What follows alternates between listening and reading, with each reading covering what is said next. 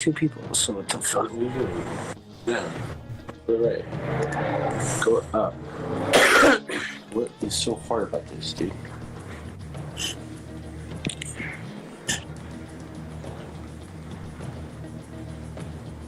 Alright, you guys, your voices are on stream, but that's it. By the way. Just because there's no way for me to... I mean, there is a way for me to do it, I guess. Do you guys not want to not be on stream? Don't matter. I honestly would need to leave right now. I'm just gonna leave you guys on stream.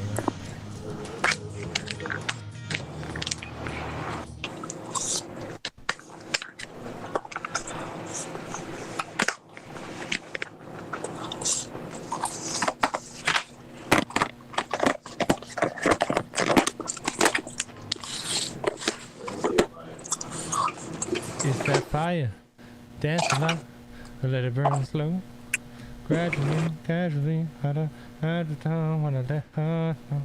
I am so sorry, assassin that, I don't do what I pass on that. Dude, I don't have to say my vase anymore. I'm not gonna take rips on stream still because I'm not stupid, but I don't have to pretend like I don't smoke weed anymore on stream. Oh my god, it's awesome. Yeah, like technically I could smoke weed on stream too. It's just like no sponsors want to work with you if you do that. So I'm not gonna do it. But Worth it. like you can get weed sponsors. Like you can get like a random shitty like online head shops to sponsor you and shit. But I don't want that. I want a Corsair or something. Or you know what I mean, like a real a gaming brand. Like if I were to ever get one, that's what I want. I don't want.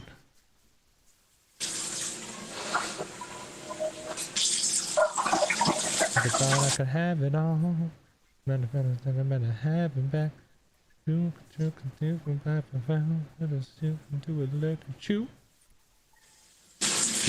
you pull it up? Doesn't say you're live. Doesn't say you're live. I 100% am live. So yeah, I have you up on my phone now. I can't get you up on the TV. This is hilarious. Yeah, it says 2 minutes have been live. Oh my god. Yeah, right when they're about to do the finalized vote, I'm just gonna fucking hit you with an ad break and make it so you can't see it. Well, no, you're a sub, so it actually wouldn't affect you, but I think that'd be such funny. By the way, Jay, unmute yourself because John's camera is so fucking far away that I can't hear you guys talk. We're not talking. I mean, but before when Jay said something, I could like barely hear it. You heard him enough. JK. There we go, buddies.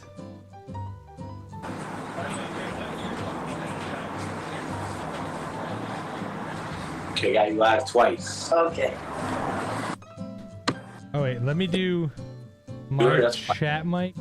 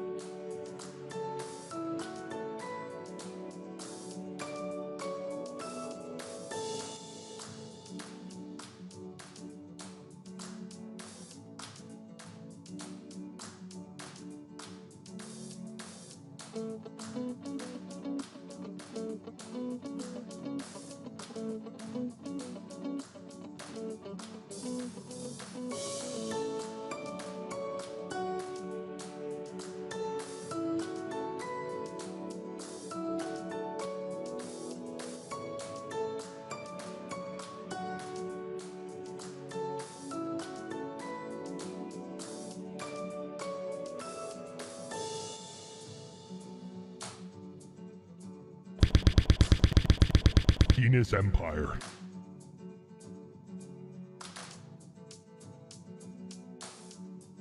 Penis Empire. Sucking penis. Sucking penis.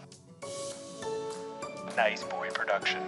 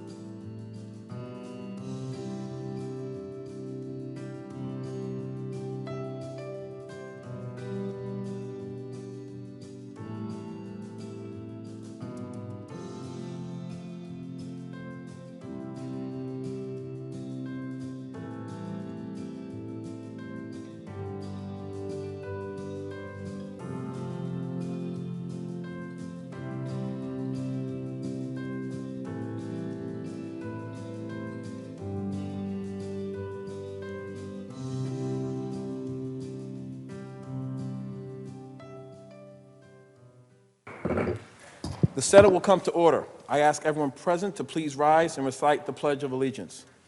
I pledge allegiance to the flag of the United States of America and to the republic for which it stands, one nation, under God, indivisible, with liberty and justice for all. In the absence of clergy, let us bow our heads in a moment of silent reflection or prayer. Reading of the journal. In Senate, Monday, March 29, 2021, the Senate met pursuant to adjournment. The Journal of Sunday, March 28, 2021 was read and approved. On motion, Senate adjourned. Without objection, the journal stands approved as read. Presentation of petitions. Messages from the Assembly. The Secretary will read.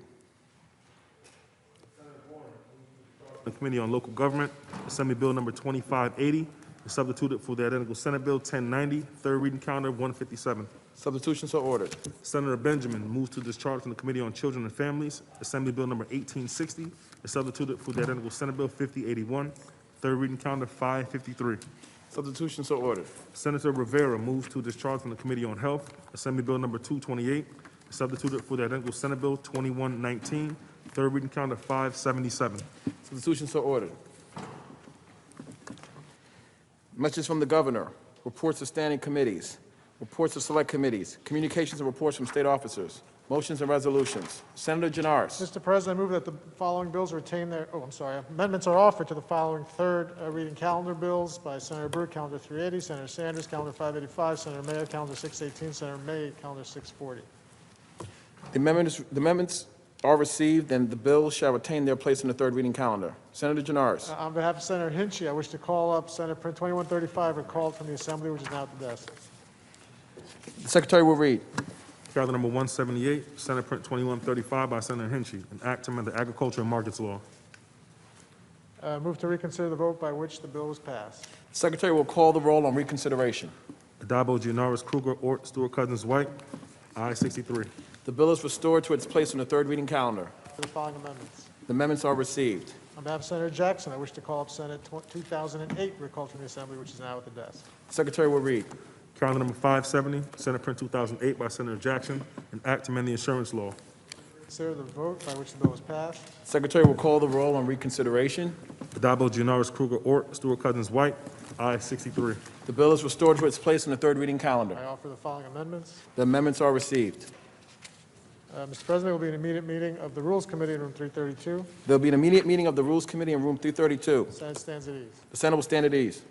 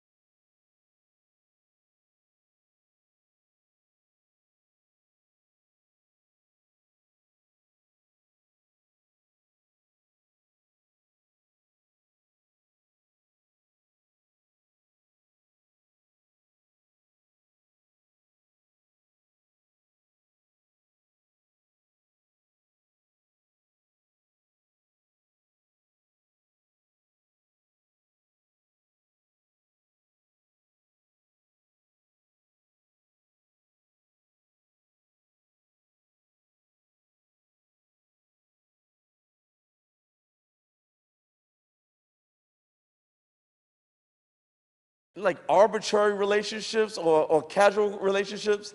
This is a utility provider. You should know what the needs are and what the usage rate of your customers are. It's simple information, and they don't have it. They have an army of people that, in fact, can address the issue with the individual customers and figure out which ones apply to this particular legislation. President, would the sponsor continue to yield? Does the sponsor yield? Does the sponsor yield? Sponsor?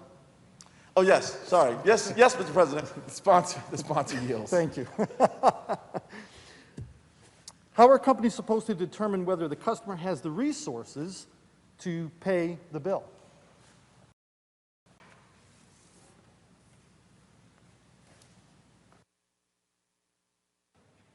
So again, companies have relationships with their companies, these utilities have a relationship with their customers. It should not be a major problem for these same companies that talk to these customers all of the time to ascertain all of the information they need in order to have themselves be compliant with the law. Through you, Mr. President, would the sponsor continue to yield? Does the sponsor yield? Yes, Mr. President. The sponsor yields. Thank you. Broadband providers in New York State have instituted numerous voluntary programs to help those who have experienced financial hardship during the pandemic, particularly for work and education purposes.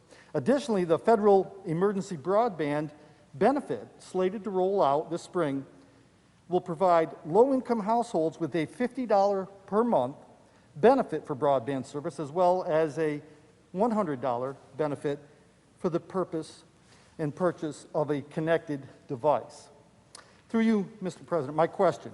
The original bill had an end date of December 31st, 2021.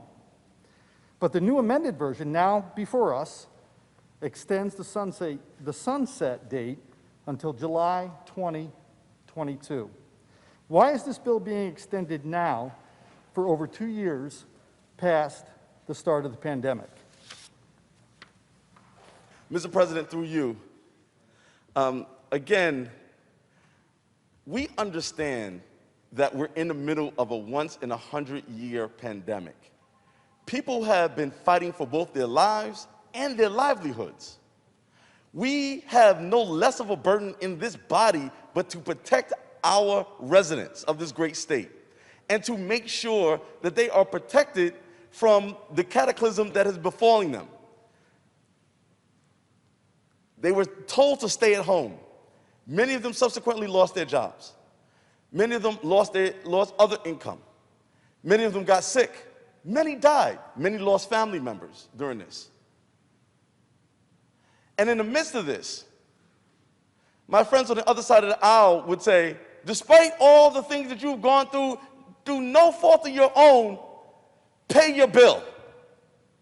Pay your bill. I don't care whether you don't have a job. I don't care whether you don't have any income. I don't care that you lost the primary breadwinner in your family. Pay your bill. And we're simply saying, give New Yorkers a chance to get back on their feet. Give them a chance to heal. Give them a chance to find new employment. Give them a chance to get the vaccine. Give them a chance for their kids to get out of distance learning back into in-person learning. Just give the people a chance. And so we have created a timetable in which the bill essentially ends on December 31st of 2021. But then if you are someone who still is having a hard time, you can make a declaration that COVID has disproportionately affected you, and you in fact get a little bit more time to get yourself back on your feet. It's the least that we could do for a group of people who have fought so hard to make this state so great and have been struck by this awful pandemic. And so we think that this legislation is not just reasonable, it is proper, it is the right thing to do, it provides the much needed relief to every single New Yorker across the state that they need. It also does not discriminate against people, whether you lost all your income or some of your income. It doesn't discriminate whether you're in the city or in a rural area. It says all of us deserve some time, and if we were having a hard time. Now, if you have been somebody who like the senator across the aisle was asking the questions, had a job, had, his health insurance, was able to pay his bills. By all means, you should be paying your bill. But if you're somebody who's been struck hard economically by this pandemic, you certainly need some relief. You certainly need some protection from the state of New York. That's what you pay your taxes for. And we certainly should give them the time that they need in order to get themselves back on their feet, both literally and economically. Through you, Mr. President, would the sponsor continue to yield? Does the sponsor yield? Yes, Mr. President. Sponsor yields. Other states, including Vermont, have a disconnection moratorium on utilities, but did not expand to the non-regulated competitive companies. They've also established a special fund with state and federal dollars to provide eligible households and businesses with a grant to pay for past due balances for utilities. Could New York do something similar? Instead of a proposal like this that is preempted by federal law? First of all, Vermont, really? We're comparing the great state of New York to Vermont? I represent more people in my district than they have in Vermont. Why are we having a conversation about what they did with people, great folks in Vermont, but this is apples and oranges, right? Or in this particular case, a grape and a grapefruit. We really should be doing something that's proportional to the 20 million people who live in this great state, many of which who have been disproportionately sick. We have more deaths here than Vermont. We had more people who lost their jobs than Vermont. And so the amount of money that it would take in order for us to do it in the way that Vermont does, just simply does not exist in this moment. And again, we're not saying that anybody should never pay their bill and that they should, and that these arrears should be stacked up and never paid. And in fact, the next thing that we're working on, and I invite the senator to come and commune with me on this issue, is the issue of utility arrears and how we in fact deal with those arrears. But in this moment, we're still in the midst of the pandemic. Just yesterday, they were talking about how the numbers are spiking in the state of New York. This pandemic is not over. People still not back to work. People still not present in in-person learning. There is so much to do to get this great state back on its feet. We need to continue to protect this state of New York. I am happy to stand on that wall. We are the sword in the night, the shield that protects the realms of people here in this great state. And we'll continue to pass legislation that we believe does look ahead and does say we're not going to wait for the federal government. We're not going to wait for somebody to tell us what to do. We're not going to wait for a catastrophe of millions of people being cut off and not having access to broadband or gas or water or electric. We're going to do the right thing because we know what has to be done. We see what has to be done, and we're going to address it head on. Mr. President, on the bill. Senator O'Rourke on the bill.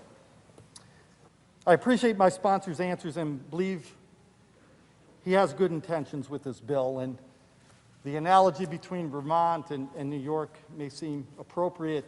We have a saying in our company, we do product development and research development for companies. And our saying is, you find something successful and you copy it. And I would suggest to my colleague that we find something successful and copy it. Federal law explicitly bars state regulation of mobile wireless rates and entry and precludes a state from mandating a particular rate for wireless service, including any requirement that wireless providers offer service month to month during a global pandemic without payment for services and without the ability to assess or collect late payment fees. Connectivity is crucial, a lesson I know full well representing a rural region of the state of New York, where many are without broadband or cell phone service. Additional mandates that will leave broadband providers, especially many of the smaller community-based companies that I represent, in dire financial straits, will not help reach our overall goal of providing affordable, reliable broadband to all. This bill goes just a bit too far, and for that reason, I will be voting no. Thank you, Mr. President, and thank you, Senator. Are there any other senators wishing to be heard? Seeing and hearing none, debate is closed. The secretary will ring the bell. Read the last section. Section 9 is asked to take effect immediately. Call the roll. Addabbo, Gianaris, Kruger, Ort, Stewart, Cousins, White. Senator Brisport to explain his vote. Thank you, Mr. President. I rise to thank you for presiding over this chamber and for my colleague, Senator Parker, for his impassioned defense of this bill. It's a good bill. I stand here today to say we're passing this legislation because we know how serious utility shutoffs are and because we know that utility companies are willing to risk the safety and well-being of our constituents in an attempt to protect their bottom line. We recognize this as a crisis today because the pandemic has put so many New Yorkers at risk of a shutoff. But this was a crisis before it started happening to middle-class people. This was a crisis before the pandemic when it was happening to low-income people, when it was happening disproportionately to Black and brown people. It will continue to be a crisis for those families long after this new moratorium has expired, because private companies are fundamentally designed to prioritize profit over providing consistent access to basic necessities. As we acknowledge the absolute necessity of utilities, we must also acknowledge that a system that fails to make them reliably accessible to everyone, regardless of income, is not a functional system. I am voting yes today in the sincere hope that we will promptly not wait to address the underlying cause of this crisis. Without publicly owned and operated utilities, many of our constituents will face this crisis again the next time the bill sunsets. Thank you. Senator Brisport to be recorded in the affirmative. Senator Lanza to explain his vote. Yes, Mr. President, to explain my vote. I heard on the radio this morning that Game of Thrones was coming to Broadway. I'm glad it stopped first here in the Senate. I thank my good friend Senator Parker for that. And I want to respond to some of the comments. First of all, I want to assure you, Mr. President, we on this side of the aisle care. We care deeply about the way this pandemic has affected, really ravaged our state. And it's why we have been so vocal in trying to push back on these arbitrary and unilateral emergency powers that this governor has enjoyed now for more than a year. It's why we have stood up for small businesses and families across the state of New York. It is why we have decried the arbitrary nature of so many of these policies that have been enacted by this government here in New York. I voted in the negative on this bill the last time in its earlier version. One of the reasons I did so, Mr. President, is because it excluded small businesses. And I thought that was wrong because really they were the first to go, if you will, because of the edicts here in the state. They were closed down a lot of times without rhyme and reason. This time, the sponsor has included small businesses. I'm going to be voting in the affirmative. But I share Senator Oberacher's concerns here with respect to the bill, and I associate myself with his comments. Yeah, it is true. If you've been put out of work by the government of the state of New York, there ought to be relief. I happen to believe, though, and we on this side of the aisle happen to believe the relief ought to be coming from the government. Yeah, so if you were put out of work because of the edicts, the shutdowns here in New York, you have some time to pay your water, gas, and electric. I would say, Mr. President, what about small businesses in my district and every district across the state of New York who were shut down, again, without rhyme or reason? And the theory was, we're going to do these lockdowns and these shutdowns because we're going to save lives. Well, if you look at the science, you look at the results, you look at the statistics, it seems not to have worked here, Mr. President, because in spite of those shutdowns, the state of New York has suffered the second highest death rate in America, closely behind New Jersey, our neighbor. Far worse, far many more people died here in New York than in states where they didn't have these lockdowns and shutdowns. But again, the theory here, as I understand it, was that we're going to have these lockdowns and these shutdowns because it's going to be good for the public good. It's going to be good for all the people of the state of New York. But we really only have presented the bill to a select few. We shut businesses down, they're paying the whole tab. Theory being we're going to help everyone. I think that's wrong. If it was for everyone, then everyone ought to be paying, and that means the government ought to be paying. I have small businesses, Mr. President, I'm going to wrap up here, in my district that have been shut down by this governor, arbitrary and capricious. Restaurants open on one side of the street, closed on the other side of the street, and yet that business owner, he or she, is still required to pay their property bill, their rent, their water bill in New York City, and many of them have already shuttered their doors, never to return. So, I'm going to be voting in the affirmative here. I understand the spirit of this legislation from my colleague and good friend, Senator Parker. I don't think it goes far enough. I'm still waiting for relief for those small businesses that were shut down by ineffective edicts from this government. I vote in the affirmative. Senator Lanza to be recorded in the affirmative. Senator Parker to close. Thank you, Mr. President. I'm actually rise to vote in the affirmative on this legislation. This is something that we have spent a lot of time working on. I want to thank my colleagues in the Assembly and certainly the staff here in the Senate who have really done a yeoman's job at making sure that we address all of the issues for the most vulnerable New Yorkers. Again, as I've indicated, this state has been ravaged by this, by COVID-19. Once in a 100-year pandemic. People have been fighting for both their lives and their livelihoods. And the least that we could do is protect them from the economic stress of having to pay bills when they have no income through no fault of their own. When people at the senator's company are talking about find a good idea and copy it, this is the good idea that people are copying nationwide. So by the way, we were the first state, right? Because we're the empire state, right? And so we don't lead, right? As my father used to tell me, you either lead, you follow, or you get the hell out of the way, right? We decided to lead. And so we were the first state to do a moratorium. It is the most comprehensive moratorium. This one goes even further and will continue to be a model for what other states do around the country.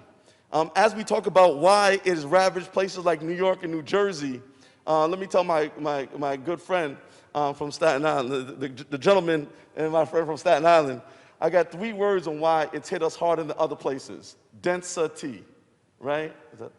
Yeah, density, right? Like we are just a much denser community, both here in New York and in New Jersey, which is why you've seen it in more so even in places like California, which has larger populations but a lot more area for people to spread, right? And so when you talk about a place like New York City, the state of New York and in New York City, where 50% of the population literally lives in one city, it creates a dynamic.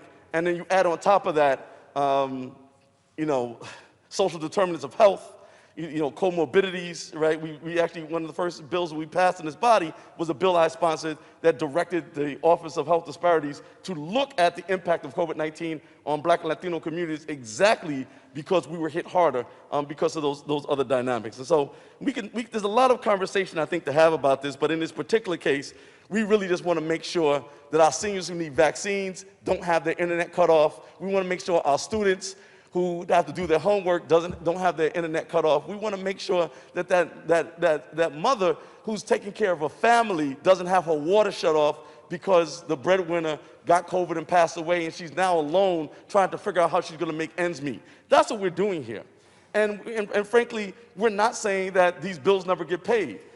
That is a conversation and a piece of legislation for another day. In this moment, we're simply saying, and part of the reason why we also are saying this is because the courts are not even in session. So even if they cut you off, you can't even adjudicate the case because the courts are not meeting.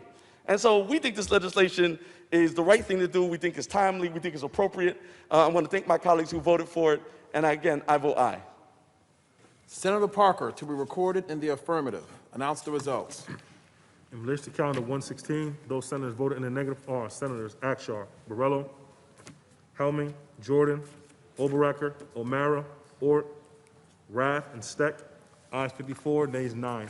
The bill is passed. Senator Janaris, that completes the reading of the controversial calendar. Can we now move to the reading of the supplemental calendar, The please? Secretary will read. Calendar number 641, Senate Print 854A by Senator Kruger, an act in relation to constituting Chapter 7-A of the Consolidated Laws. Lay it aside.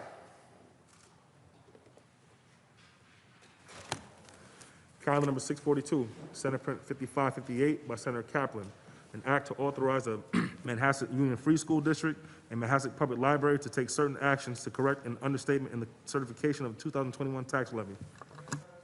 The bill will be laid aside for the day.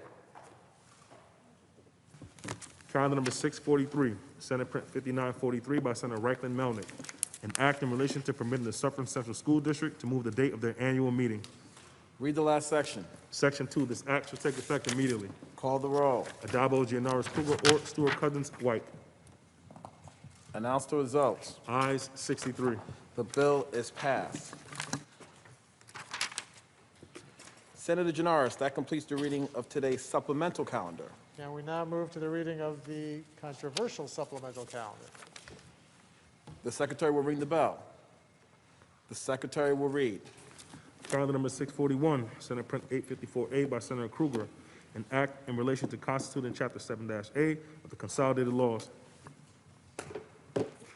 Senator Akshar. Mr. President, good afternoon.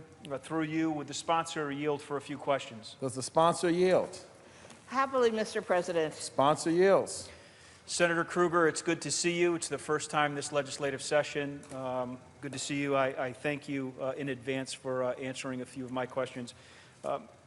Mr. President, through you, I would direct the sponsor's attention to page 2, lines 31 and 32 of the bill, in which it states in part that this bill will reduce violent crime. Would the sponsor of the bill tell me exactly how this bill intends to reduce violent crime? President, right now we have an enormous system of drug distribution in the state that is controlled by cartels, and they've taken control of marijuana as well as much more dangerous drugs. There are often guns involved. When people go to buy their marijuana, they don't know who it is they're buying from. There's no licensing. They don't know if they are organized crime. They don't know if that same person is selling other much more dangerous drugs. And the fact is, to have a legalized system, which is the proposal of this legislation, ensures that the drug is safe from seed to sale.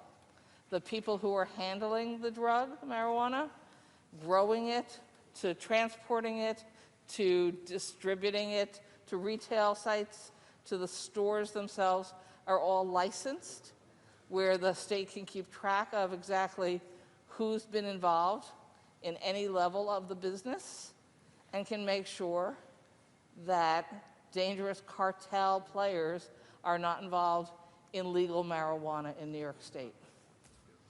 President, through you, if the sponsor would continue to yield. Does the sponsor yield? Certainly. Sponsor yields.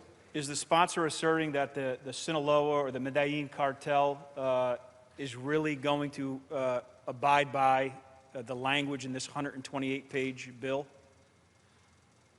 I don't think cartel dangerous people are going to follow our laws. They don't now. But I do think that people will choose within two options, an illegal dangerous option and a legal regulated option, to buy their marijuana through our legal regulated options. That is what they've been finding in other states that have already legalized. For you, if the sponsor continue to yield. Does the sponsor yield? Of course. Sponsor yields. Just in that vein, if I could follow up with the last point you made, is there anecdotal data or statistical data that proves, in fact, that this illegal drug trade, or at least in which cartels are part and parcel to, that activity has been reduced?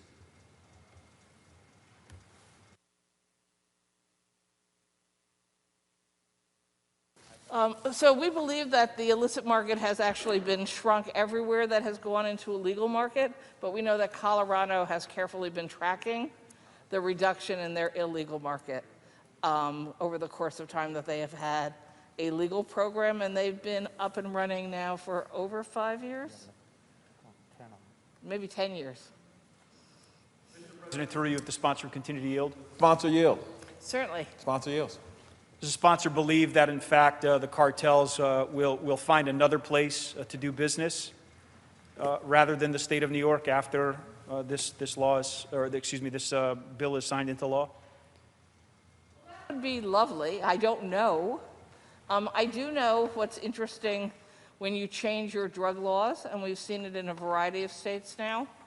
Sucking penis. Penis When empire. you take away criminal law for low-hanging fruit like teenagers with marijuana in their pockets, you end up freeing up your police and your DAs and your courts to go after the more serious criminals. And that is an absolute plus. Because in fact, people talk about, not that you asked me yet, but people ask about how much money we could make in a legalized, regulated system. But I think one of the really important things to understand from the research, we expect to actually save about $500 million in our criminal justice system simply because we have legalized marijuana. So we won't be using our police to pick up kids. We won't be using our police to transfer them to the precinct houses and process them. We won't be clogging up our courts with these low-level offenses. And that's a win for everybody, because that means our criminal justice system has those resources available to go after actual bad guys. And I do believe that from the perspective of cartels or criminal justice or criminal behavior, that having more money freed up for our police and our courts and our DAs to use to go after actual criminals is a win for everyone. On that particular point. Mr. President, through you, if the sponsor continue to yield. Does the sponsor yield? Of course. Sponsor yields. Did the sponsor actually negotiate the final language of the bill? Our staffs did, with three-way discussions between the Assembly, the Senate, the governor. Was I in the room, per se? Not for most of it. Did I answer phone calls and texts all times of day and night? Yes, I did, sir. Mr. President, through you, if the sponsor would continue to yield. Does the sponsor yield? Yes. Sponsor yields. I thank the sponsor for that answer. So those that were actually in the room negotiating the final language, is it your understanding that any of them conferred with mental health professionals, substance use disorder professionals, parent-teacher associations, school leaders, police officers in coming up with the final language of the bill? So the answer is yes, Mr. President. And it was me sometimes, and it was staff. This bill has been percolating and morphing into a bigger and bigger and changed, and I believe better bill for over 7 years. When I first introduced it, everyone said I was crazy. They may have been right then, they may be right now. But the fact is we had hearings, we took meetings, endless meetings with anyone who asked us. We met at the local level. I would go out to people's communities if they invited me there to talk about their concerns. So in truthfulness, I'm not sure I have ever met with as diverse a group of people as I did over the 7 years that my chief of staff and I were working on this bill. The sponsor would continue to yield. Does the sponsor yield? Yes, of course. Sponsor yields. During the course of that 7 years and the evolution of this bill to where we finally land today, did you take into account some of the suggestions that maybe groups that were opposed to this legislation put forth, and were any of those implemented in the final bill language? Yes, I think many different people who had concerns their concerns were factored into this bill. I'm trying to think, is there a way to almost isolate it to even one set of topics? Again, it's a 160-page bill at the end.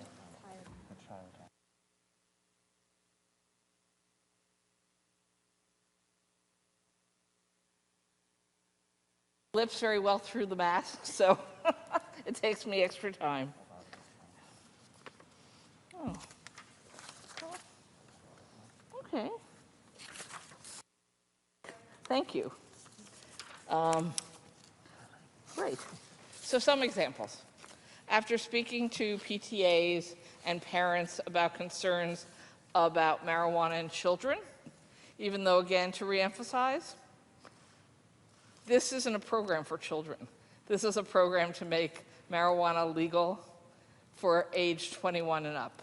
But we heard from parents, so we wanted to make sure that we factored in that you are not going to be able to have a delivery system that children will be able to get access to, that we're putting things in resealable, child-resistant packages that are appropriately labeled and are not targeted to be attractive to people under the age of 21. No candy-type cannabis products or products that would be confused by children with being children's candy. We put very strict advertising limitations on the product so that you cannot be targeting through advertising campaigns children using the product. It's actually exceptionally difficult to advertise this. There will be regulations, but we very much started where I think we've ended with tobacco in this state, where it's just pretty hard to do tobacco advertisements because of the recognition about tobacco and the concerns for children. We have invested in public education funds to educate children and their families about the dangers of drugs, including marijuana for young people. We have established all kinds of traffic safety issues within the bill based on discussions with DAs and police. In fact, that took up a huge amount of time in working through this bill to get here today. We factored in concerns about communities perhaps just not wanting the product being sold at all because of concerns, and we built in opt-out options so that localities can decide they don't want dispensaries in their locations, or they might not want a location where you can use the product in a social bar type of situation. So all of those things came out of meeting with groups, hearing what their concerns were. And there's much more, but those are the examples for now. For those explanations. Mr. President, through you, if the sponsor would continue to yield. Does the sponsor yield? Yes. The sponsor yields. Just want to make sure I understood something that you just said in terms of the packaging and then what these edibles look like. It's not your suggestion that there will not be marijuana-type gummy candy? And then in terms of the packaging, two-part question. In terms of the packaging, is the packaging going to be such that a 16, 17, or 18-year-old couldn't open that package and ingest whatever was in it?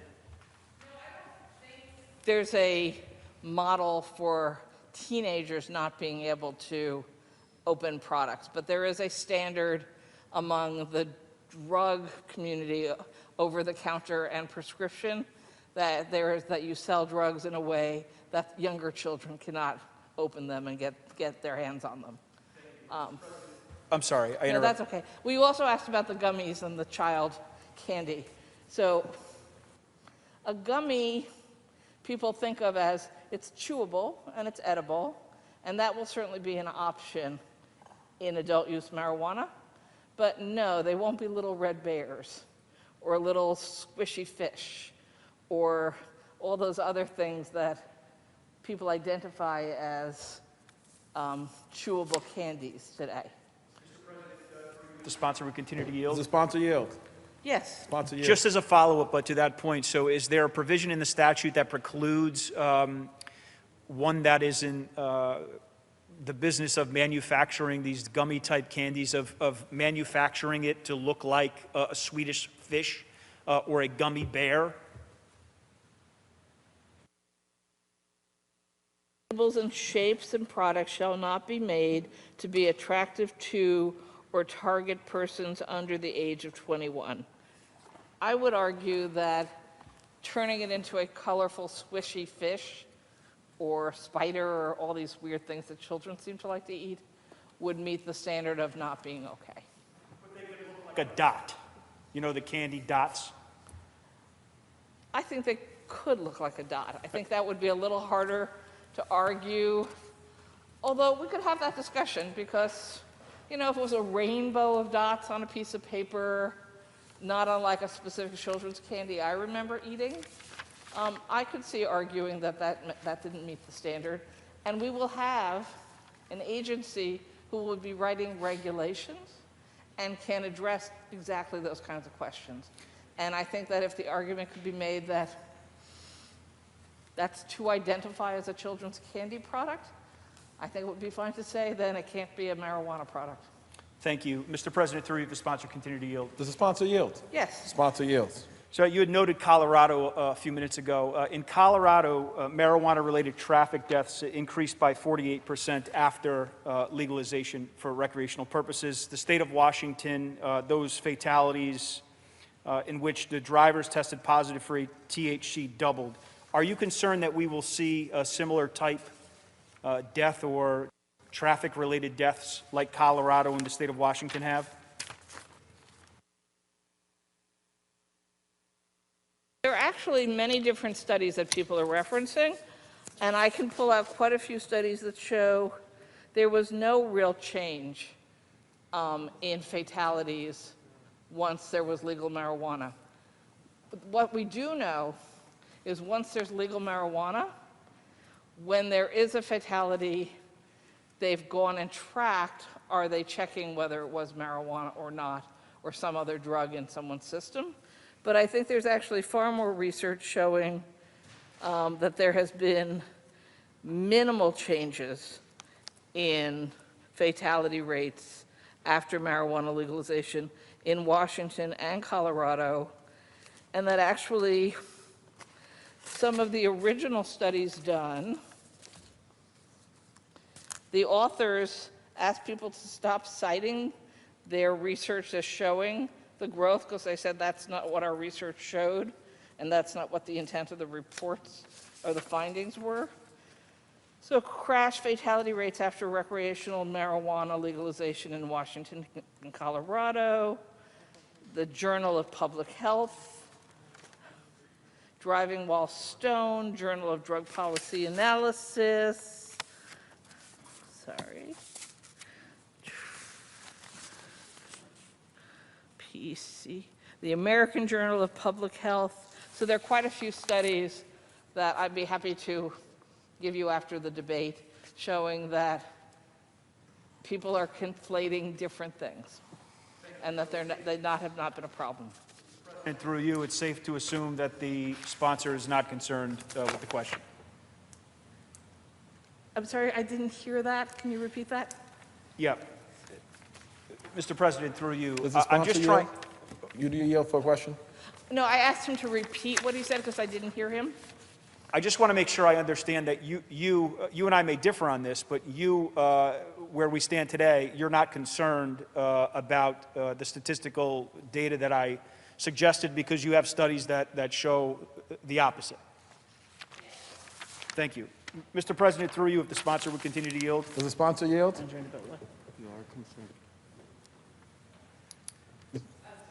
Yes, of course I yield. Sponsor yields. Just want to make sure your counsel's done. So do you believe that there's any correlation between the legalizing a drug that impairs drivers and an increase in accidents? Fatal or otherwise? Well, yes, I do not want people to use vehicles when they are under the influence of any products that make them worse drivers. So I think it's a national problem that we know we have with drinking and driving. I think it's a national problem we know we have with people using marijuana today, whether it's legal or not, and sometimes driving. And I think we know that there are other drugs that people are prescribed or not prescribed that really should stop them from being behind the wheel of a car. And that is actually why there is quite a significant amount of resources committed to in this law to make sure we have more trained officers, local police, state troopers who are trained in the skills to evaluate intoxicated drivers and get them off the roads. President, would continue to yield. Does the sponsor yield? Yes. Sponsor yields. Is there a readily available breathalyzer for marijuana like there is alcohol? That'd be great if there was, and that's one of the things that held us up, because there's not yet. There will be soon, is what we keep being told. There are pilots being used in a variety of states and in Canada just to our north. And it would be excellent if it was as simple as that, but we don't have a device like that yet that could sit in a police car and be available to them. It doesn't stop them from evaluating you, pulling you over, giving you a field sobriety test, taking your keys away. And what we have committed to in this legislation is that we will be hiring some academic center to do an evaluation ourselves of what systems are out there and which ones do we think, as the state of New York, can work and start to use them here. And I would guess that we'll start out with some system and a few years later they'll come out with a better one and then we'll change to that one. For you, if the sponsor would continue to yield. Does the sponsor yield? Of course. Sponsor yields. So currently, how does a police officer determine if a driver is in fact impaired due to the use of marijuana? Out by evaluating that they seem not to be driving well, right? They might be swerving, they might observe them looking like they were asleep at the wheel, they may have observed them driving too fast, although apparently that's not so much the problem in marijuana. Actually, driving too slow may be the problem in marijuana. And they can pull them over. They can ask them to come out of the car, do a field sobriety test, I believe is the term. And I think it's the same one whether it's alcohol or marijuana. And if the person flunks the test, they then do not let them continue to drive. They arrest them. They bring them to the precinct. Then what happens? And ask for a chemical test. And based on the results of the chemical tests, that might result in a court proceeding with various penalties, depending on the level of the drug in your system, whether this is the first time this has happened, or there have been multiple situations. They could actually end up losing their license for life. In some circumstances. And there's a variety of different penalties, relatively parallel to what we see in our DWI laws for alcohol.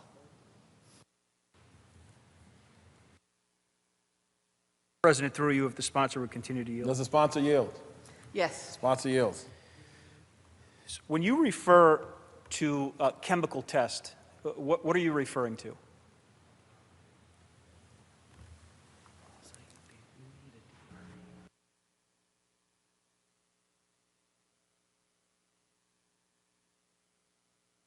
It's a blood or urine test that they can ask for you to take.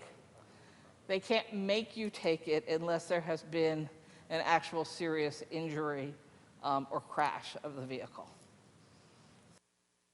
Mr. President, through you, if the sponsor would continue to yield. Does the sponsor yield? Sponsor yields. Are the police officers who have or who are foremost experts in determining if a person is in fact operating a motor vehicle while using a drug? Let me see if I can do a better job articulating it.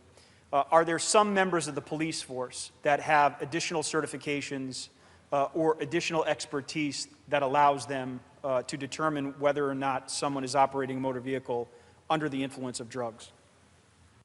Yes, New York State has a training program that they call DRE, and it has apparently been very effective at being able to provide these skills to a sub-universe of police officers and state troopers.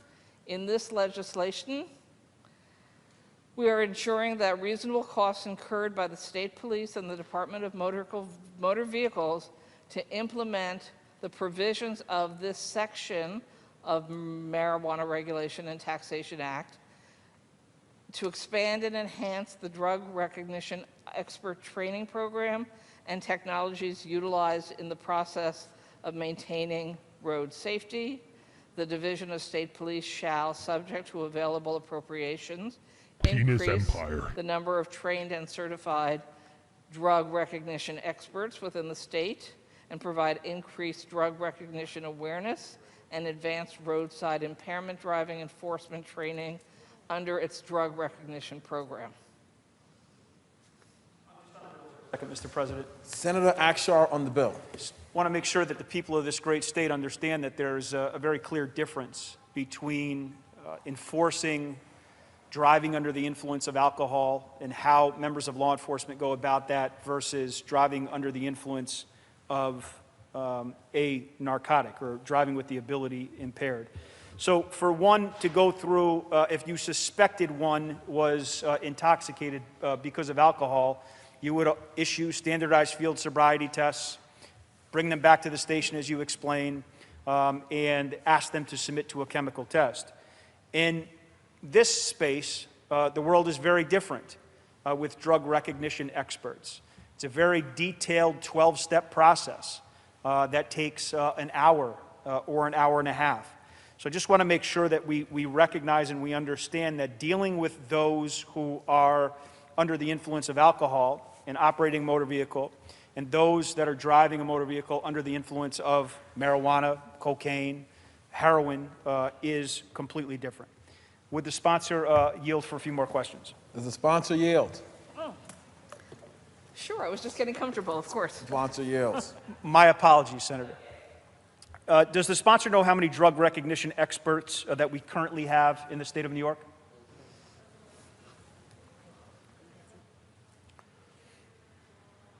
Oh, perhaps you know. We have 343, Mr. President. If the sponsor would continue to yield? So the sponsor yields. Sponsor yields. Sponsor know how many police officers are currently employed throughout the state of New York? No, but you know. 55,000. Would the sponsor continue to yield? Sponsor yields. Sponsor Yes. yields. You can see there's a great disparity between those, the actual amount of men and women employed in the profession and those that have been specifically trained as drug recognition experts. I want to talk, if we may, for just a moment about this issue of DRE and funding. I noted, Mr. President, that in the bill language it says, and I think you had just mentioned this, subject to available appropriation. Has the sponsor given any thought to how much money will be allocated for members of law enforcement across the state to address the DRE problem? Still negotiating within the budget process how much money will be available in the first year to expand DRE training and the number of officers. But I think that the governor is quite committed to making sure that we have the adequate resources and that we have the adequate trained officers. What I think is important to remember, it's not that there will suddenly be people being stopped for being inebriated for marijuana when it's never happened before. One of the realities of New York State is we're already one of the largest marijuana economies in the country, if not the largest marijuana economy. It's just we don't have a legal program. So people are using marijuana and driving. Police are stopping people now and going through this process. The only thing that I think will differ is now we will have more resources available with a better model for making sure police can pull over, prove the standards, sometime soon have some kind of machine available. And so we will be ahead of where we are now, as opposed to there's no one using marijuana, there's no one driving with marijuana, and suddenly a date will start, and there will be. So we might disagree over whether we have enough, whether we're investing enough, and that's a healthy debate to have, and that's a debate that can result in more resources being put in if it doesn't appear that we have adequate. But I don't want anyone listening to us to imagine that we're starting today from a place where there is zero marijuana being used by people who drive cars, because it is being used and they are driving throughout the state of New York. Mr. President, through you, if the sponsor continue to yield. Does the sponsor yield? Yes. Sponsor yields. Just another follow-up to this question. I mean, have there been any discussions in terms of providing an estimate to the executive about what the majority thinks is an appropriate amount of money to invest in this issue of DRE? Has there been any discussion about, from the 343 that we're currently at, what that number should be as we move forward? So I asked the head of the state troopers that question during the budget hearings, and he told me he was quite confident that they actually had the right resources and skills and that they would be able to train enough people, and that he was not concerned about this issue within legalization of marijuana. Obviously, I did not talk to every police department in the state. Senator Akshar, you have reached your 30-minute limit. If you could wrap up with 1 or 2 questions, that would be great. Thank you. Mr. President, through you, the sponsor would continue to yield. Does the sponsor yield? Of course. Sponsor yields. When you say the state police, the head of the state police, I'm assuming you mean the acting superintendent. And it was his thought that he had what he needed in terms of resources currently, in terms of funding, to continue to train members of the state police?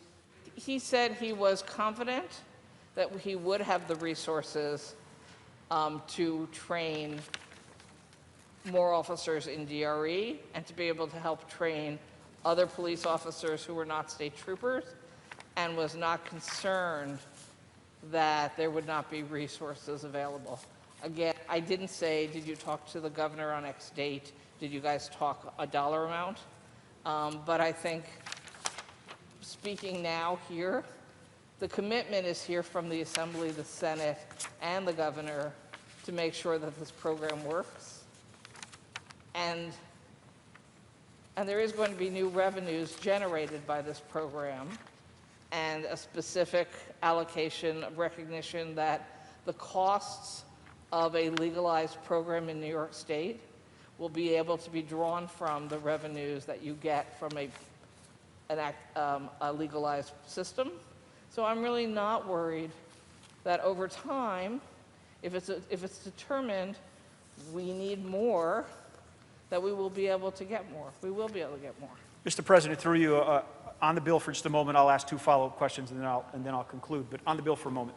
Senator Akshar on the bill. I would just note for the sponsors, as you continue to have these conversations, there are 5,000 troopers in this state. There are 50,000 other members of law enforcement. And speaking from my own experiences as a former member, it's important for local police departments, sheriff's offices throughout this great state to have that resource available in-house or internally, in which you would not have to wait for a trooper to come from wherever it is that he or she was coming from in order to do the drug evaluation. So just something to think about as you move forward. Mr. President, through you, if the sponsor would yield for a question. Could you consolidate those 2 questions into one?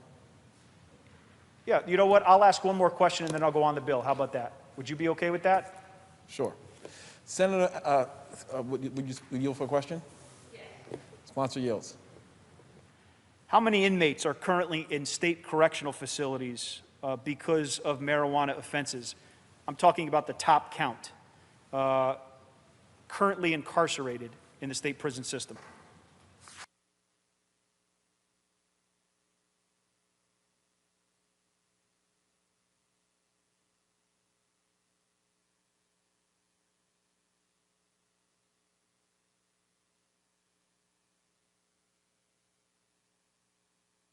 Small percentage of people in the prison population for marijuana charges, but I don't think we have a number here for you right now. Sorry. Thank you. On the bill, Mr. President. Senator Akshar on the bill. I have a deep respect for the sponsor, and my opposition to this bill doesn't affect that respect and admiration that I have for Senator Krueger. I know that she's worked incredibly hard over the last 7 years to get to the point we are today, regardless of how I feel about it and how she feels about it. I just want to use my time to provide a voice for millions of New Yorkers who I think were left out of the process. So many of them, their opinions, their wisdom, their participation were ignored. And these New Yorkers will be affected by this law just the same as anybody else. There are stacks and stacks of memos of opposition from a whole wide spectrum and range of people who represent millions of New Yorkers. I think everyone in the chamber understands the cost of this legislation and how it will affect local communities. And that truth, I think, is known by many people. But I feel like we are ignoring some of those issues. What else do we know? That even in the best case scenario, we're making life extremely difficult for the people that are charged with protecting and serving our community. Whether we agree or disagree, we know that fatal accidents in Colorado and Washington have increased. And if you look at neighboring states where marijuana is not legal, that is not the case. We know that unemployment has risen, hospitalizations surrounding marijuana, teen suicide, mental health issues, all have gone up. And the safety of our roads, in terms of the DRE issue, as we discussed, is of utmost importance to me. We know that driving under the influence of THC cannot be enforced the same way as drunk driving. At best, a DRE is going to have a very difficult time enforcing this new law. We talked about gummy bears and odorless ways to ingest marijuana, going to make life very, very difficult for DREs and prosecutors. We also know that there are 55,000 police officers across the state. Only 343 of them are drug recognition experts. There are significant public safety costs to communities, emergency services, and which I think will cost hundreds of millions of dollars as we move through this process. We spend $40 million a year in ensuring that we try to stop people from smoking and vaping, and I'm afraid that this bill will act counterproductive to that. We, of course, just banned flavored vaping products, because we know that it makes it more attractive for young people to smoke. And I think, again, we're going in a different direction here. I firmly believe that we are setting up communities to fail. We talk all the time about unintended negative consequences of the misguided policies that so often come out of this chamber, and how these policies end up doing more harm than good for the people of this great state. And today I offer respectfully, of course, that we all know what the negative consequences of this legislation will be, but there are some who choose to simply ignore it. If you vote yes today, you're choosing to ignore that. And I would kindly offer that the willful ignorance renders those negative consequences intentional, Mr. President. The lives lost, the damage done to communities and families are preventable and avoidable. We know this, but we ignore it anyways. This is not opinion. This is not conjecture. This is not politics. These, in fact, are facts. I am afraid that if you're voting yes today, you are putting politics before people. I, for one, am not going to support something that sets our communities up to fail. Today, I choose to put people over politics. Mr. President, when it comes time, I'll be voting in the negative. Thank you. Senator Boyle on the bill.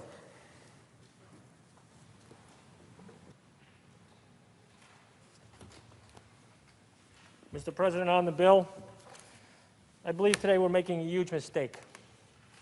When I was first elected to the state Senate 9 years ago, I took office, and one of the first things I did was being named the chairperson of the Heroin and Opioid Task Force. This was at a time no one was really paying attention to the heroin and opioid epidemic that was coursing through New York State. As chairman, we held 18 hearings around New York State. Hundreds and hundreds of people came to testify. And just about without a doubt, every single one of them said their gateway drug to harder drugs was marijuana. I'm not saying everyone that smokes marijuana obviously ends up going to heroin. Certainly not true. But it is a gateway drug for millions of people. What do we see? I want to associate myself with the remarks of my colleague. Carnage on the streets of states that legalize marijuana. Increased medical costs. We have a situation where we're going to have people going to work stoned, and resulting accidents are going to cause a tremendous number of injuries and certainly cost lives, I believe. I know a lot has been talked about here about the millions of dollars of tax revenue we're going to get. I think we're not going to make any money at all. We're going to lose money as a state. The first 10 lawsuits that come about as a result of this bill is going to wipe out any tax revenue we're going to get. It is a huge mistake. We need to rethink this, and it is being done for political expedience. There was a very strong statement against legalizing marijuana by an individual just a couple of years ago. He said that this is definitely a gateway drug, and he does not support the legalization of recreational marijuana. That person's name was Governor Andrew Cuomo. The only thing that changed between then and now is he had a primary by a woman named Cynthia Nixon who made legalization of marijuana her trademark issue. And suddenly, maybe it's not a gateway drug anymore. Maybe we need to think about this. Obviously, we've seen the governor make many decisions recently based on politics. Maybe not the best science, the best ideas protecting for New Yorkers, but we need to step back and think about this, because it's my firm belief that the states that have legalized marijuana are going to start rolling it back and not the other way around. I strongly support this idea of voting against this bill, and I urge all of my colleagues to join me in voting in the negative. Thank you, Mr. President. Senator Palumbo. Thank you, Mr. President. Would the sponsor yield, please, for a Does the few sponsor questions? yield? Sponsor yields. Thank you, Senator Kruger. How are you? I'd like to ask a few questions, if I may, on some of the specific provisions of this bill. So regarding page 67, section 127, there's a heading, while you get to it, that I'll read the section that I'd like to ask a question on. That's protections for the use of cannabis. Unlawful discriminations prohibited. Indicating no person, registered organization, licensee, or their agent shall be subject to arrest, prosecution, or penalty in any manner, or denied any right or privilege, including but not limited to civil liability or disciplinary action by a business or occupational or professional licensing board or office solely for conduct permitted under this chapter. Now, generally in that regard, regarding that section, was this intended to create a new protected class, I guess? When we talk about discrimination, just that word has very significant legal meaning. So could you just describe for me whether or not this becomes almost a protected class situation?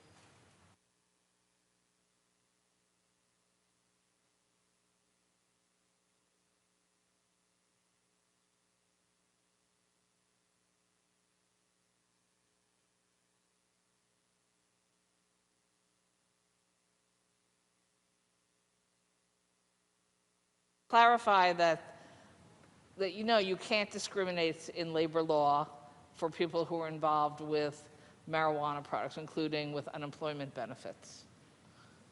1 second.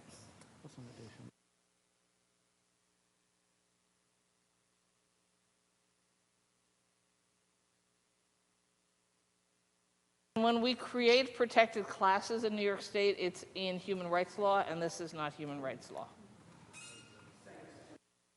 For another question, please. Sponsor yield. Certainly. Sponsor yields. Thank you, Senator. And so, in that regard, then, if someone were to violate this position, say an employer, they would not be subject to a lawsuit for discriminating based upon that paragraph, if I'm hearing you correctly?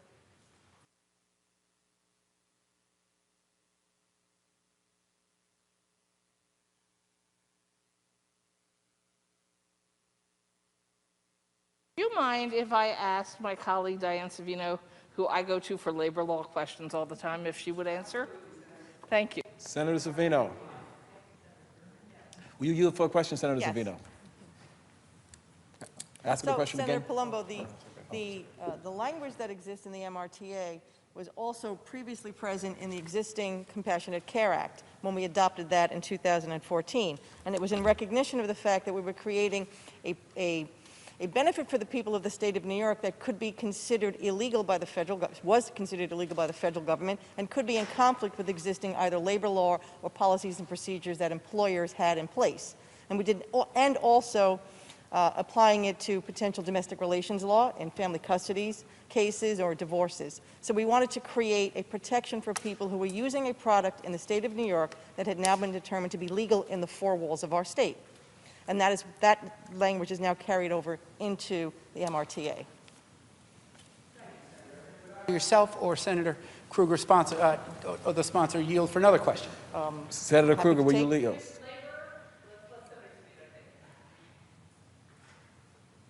Well, you did mention, I was just going to ask you, Senator Savino, possibly lower, you mentioned the domestic relations law, so maybe I can ask you the question that I was going to ask a little bit later. Further down in that same section, paragraph 5, line 51, no person may be denied custody or visitation or parenting time with a minor under the Family Court Act, domestic relations law, or social services law solely for conduct permitted under this chapter, including but not limited to sections 222.05 and 222.15. So my question in that regard is, as far as that provision is concerned, when you're dealing with a custody or visitation issue and you're dealing with the best interests of a child in the family court or Supreme Court, a factor that can be considered certainly is someone's excessive alcohol use. We're specifically excluding cannabis use. Am I reading this accurately? It correctly, but it would also, you utilize the term excessive, and that would be the same in this instance. So in my experience, through you, Mr. President, in the days of my early career as a caseworker in the child welfare system, you could not use the use of alcohol against a parent in a child protective service proceeding or in a custody proceeding unless it was excessive and put the child at risk to life and or health, or it was not in the best interest of the child. Marijuana was illegal then. It's illegal till today until we pass it and make it legal in the state of New York, so it would be used against a parent in a discriminatory fashion in that hearing. Once we legalize it now, it would be akin to alcohol. So if a parent is using marijuana legally in the state of New York, but not excessively where it would impair their ability to parent appropriately, it shouldn't be used against them. Thank you. The continuation of that paragraph in the law is exactly as Senator Savino just said, unless it is in the best interest of the child and the child's physical, mental, or emotional condition has been impaired. So I believe it is an exact parallel to what she was describing with alcohol. Thank you. And I appreciate that, Senators. Would either of you yield for another question? No. So what we'll do is you'll direct your questions to Senator Kruger. She's the sponsor.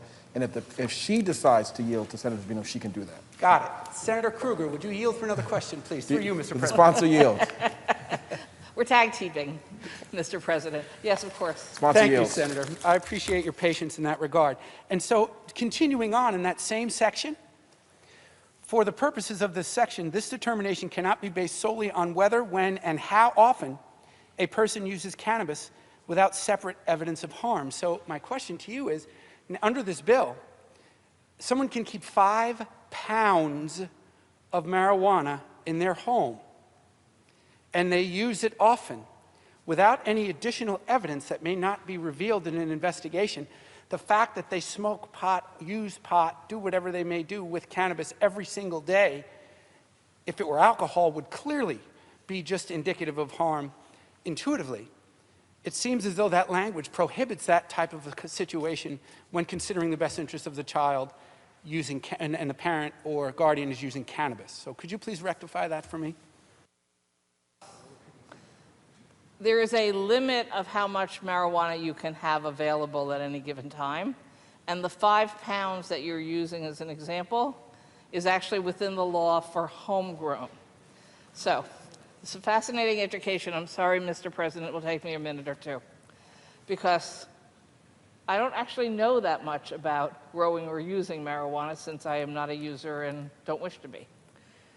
If you home grow, the law says you can home grow up to 6 plants,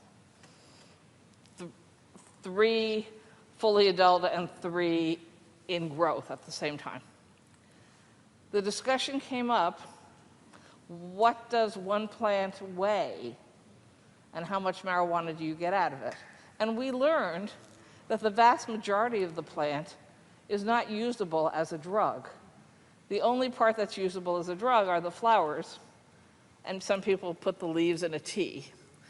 But mostly it's sticks and stems and the root system, so that if you grow a plant and it comes to adult maturity and you pull it out of the ground and you put it in your garage, it might be several pounds. It's not several pounds of usable marijuana, it's several pounds of what's going to go in the garbage can at some point. So the 5-pound example wasn't actually a great example, but you might have several ounces of usable marijuana in your home. That isn't evidence that you're using it every day. That's not evidence that you're using it at all, actually. So just like, I guess in some people's houses, they have cases and cases of wine or beer or other spirits, that's not evidence of anything other than they have a lot of bottles of liquor in their home. Yield for another question, please. The sponsor yield. Of course. Sponsor yields. Thank you, Senator. And I see here in the Article 222, page 85, that it does not include the mature stalks of the plant, fiber produced from the stalks, oil or cake made from the plant. So in that regard, there is certainly some parts of the plant that are excluded. Can you just tell us how you came up with 5 pounds, or how either yourself or the individuals that ultimately decided on that language?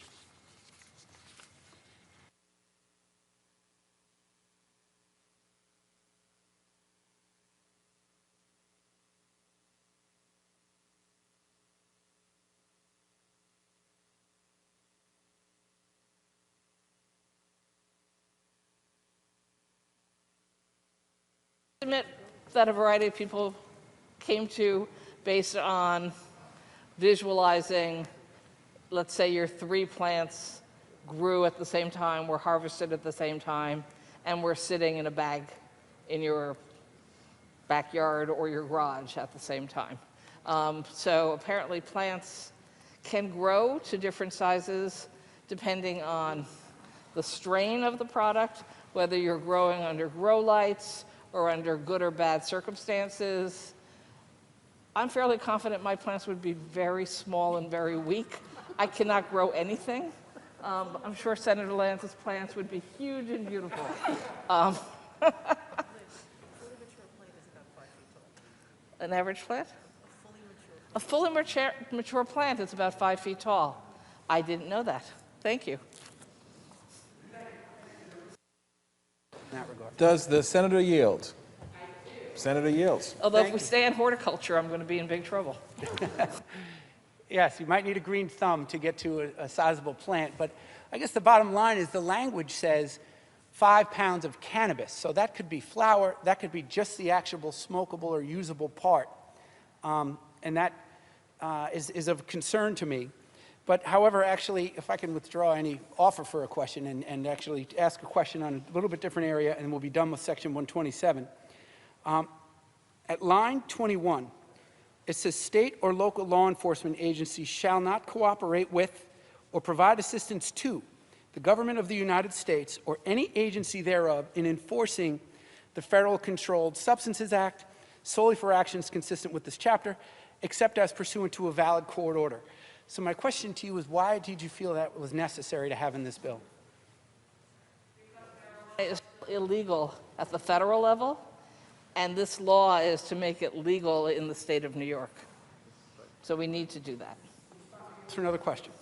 Does the sponsor yield? Yes. Sponsor yields. So, Senator, other than the fact that I don't know if this is necessarily constitutional, if it's enforceable, what if a law enforcement agency decides, because someone's, say, on federal parole, which prohibits, with narcotic conditions, use of marijuana, what if a law enforcement officer actually does assist a fellow law enforcement agency, as they're sworn to do? What's the sanction? Federal parole and a request a local officer to assist. Yes, ma'am.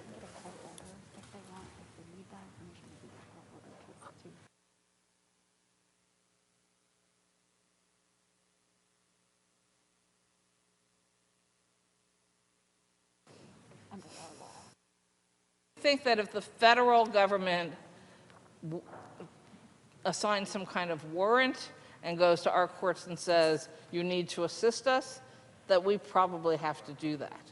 But we don't want a situation where people are voluntarily heading down that road and going after people because the federal government is asking. That should go through a correct process here in the courts.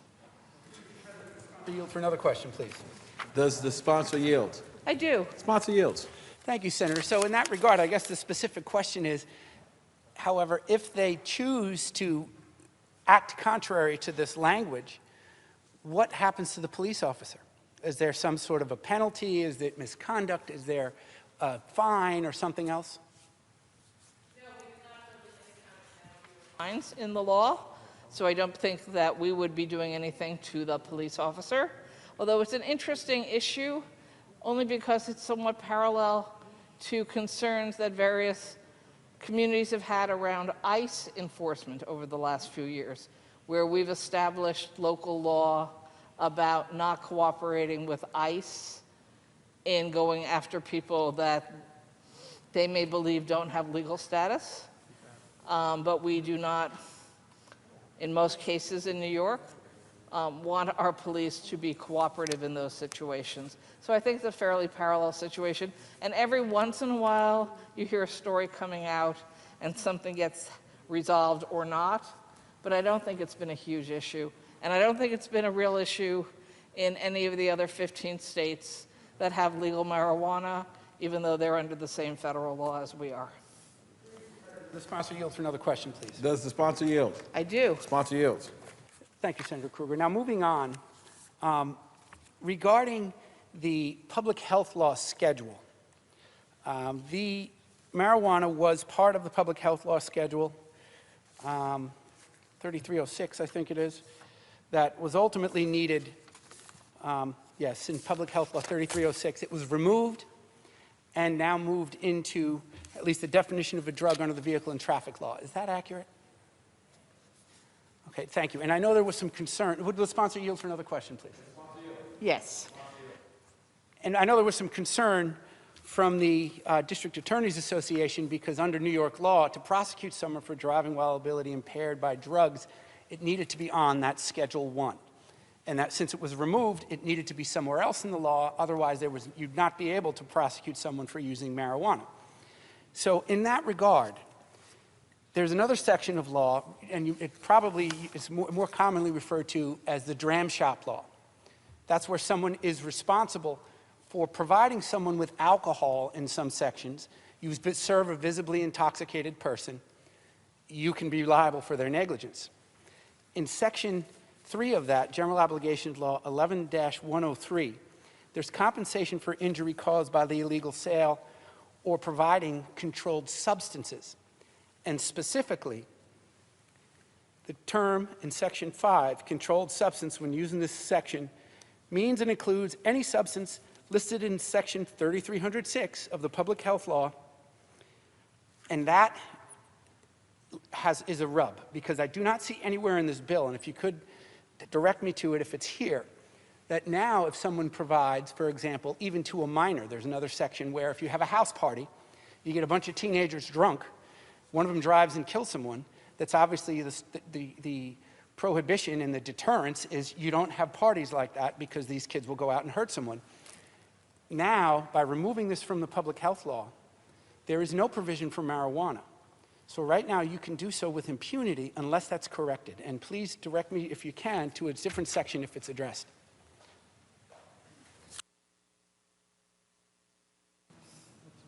So I don't think it would be with impunity because you're not supposed to be selling or giving marijuana to people under 21. And you use the example of the kids are at your house and you're letting them use the marijuana, or that they either had themselves or you bought it for them. Is that the implication? That you bought your kids marijuana and let them have a party and share it with their friends? Is that the example? Yes, you can either buy it for them or they can drink at your house. And there's one section that's for commercial distribution for bars and restaurants, and then there's another section that's really for social hosts, that you can't give minors alcohol. And so my concern is that, yes, you would be in violation of this act, subject to, I think it's a $200 fine, and that's it. So if I, as a parent, let my kids use cannabis and marijuana at my home and their friends, and even my own children do it, I would be personally liable if it were alcohol. And prior to this bill, I would also be personally liable because marijuana was listed in the public health law 3306. So there are additional ramifications that I hope, Senator Kruger, I'd hope you'd be willing to address that and clean up that loophole, because since it was removed from that public health law schedule, there is no alternative like we prepared and you crafted for the vehicle and traffic law regarding DWI or driving while ability impaired prosecutions. So again, it would not be for selling to an underage, with alcohol, you use the example of it's a bar or a restaurant. Since there won't be bars or restaurants that are selling marijuana, or if they were, they wouldn't be able to legally sell to an under 21. So that would be a violation. So again, I think we're talking about a specific storyline that you are allowing someone under 21 to socially consume with your knowledge, and you are over 21 and they are under 21. And the question is there any penalty? And we're still looking, because I'm not I hear you and I understand it, and I understand the issue. So, under the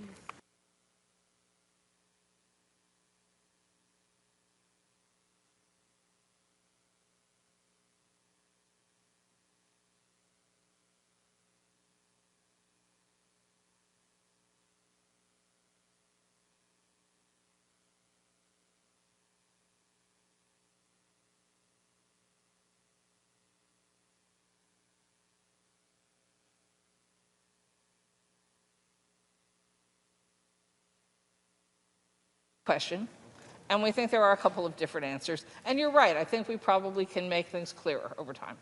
But one, if you are giving the product away, my counsel points out that that is the equivalent of selling it, and it would be the same penalty whether they sold it to a minor or whether they gave it to a minor, even in a private home situation.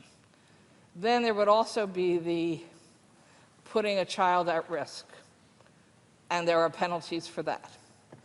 So it may not be exactly the parallel with alcohol in state law, but there would be ways to penalize whoever was giving away marijuana to under 21-year-olds.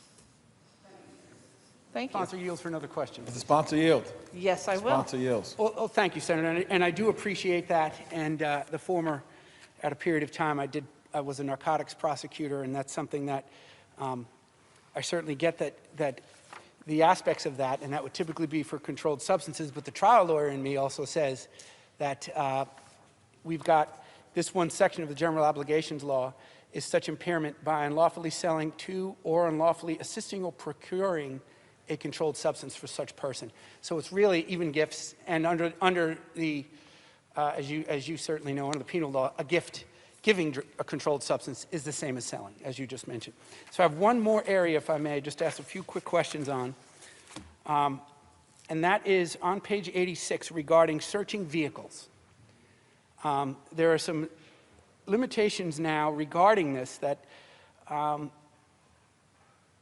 a police officer may not use as the sole grounds to search a vehicle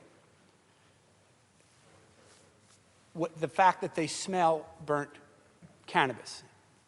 Is that accurate? Is that your understanding? I'm sorry. Smelling burnt cannabis is not in its own right proof of, remind me of this one.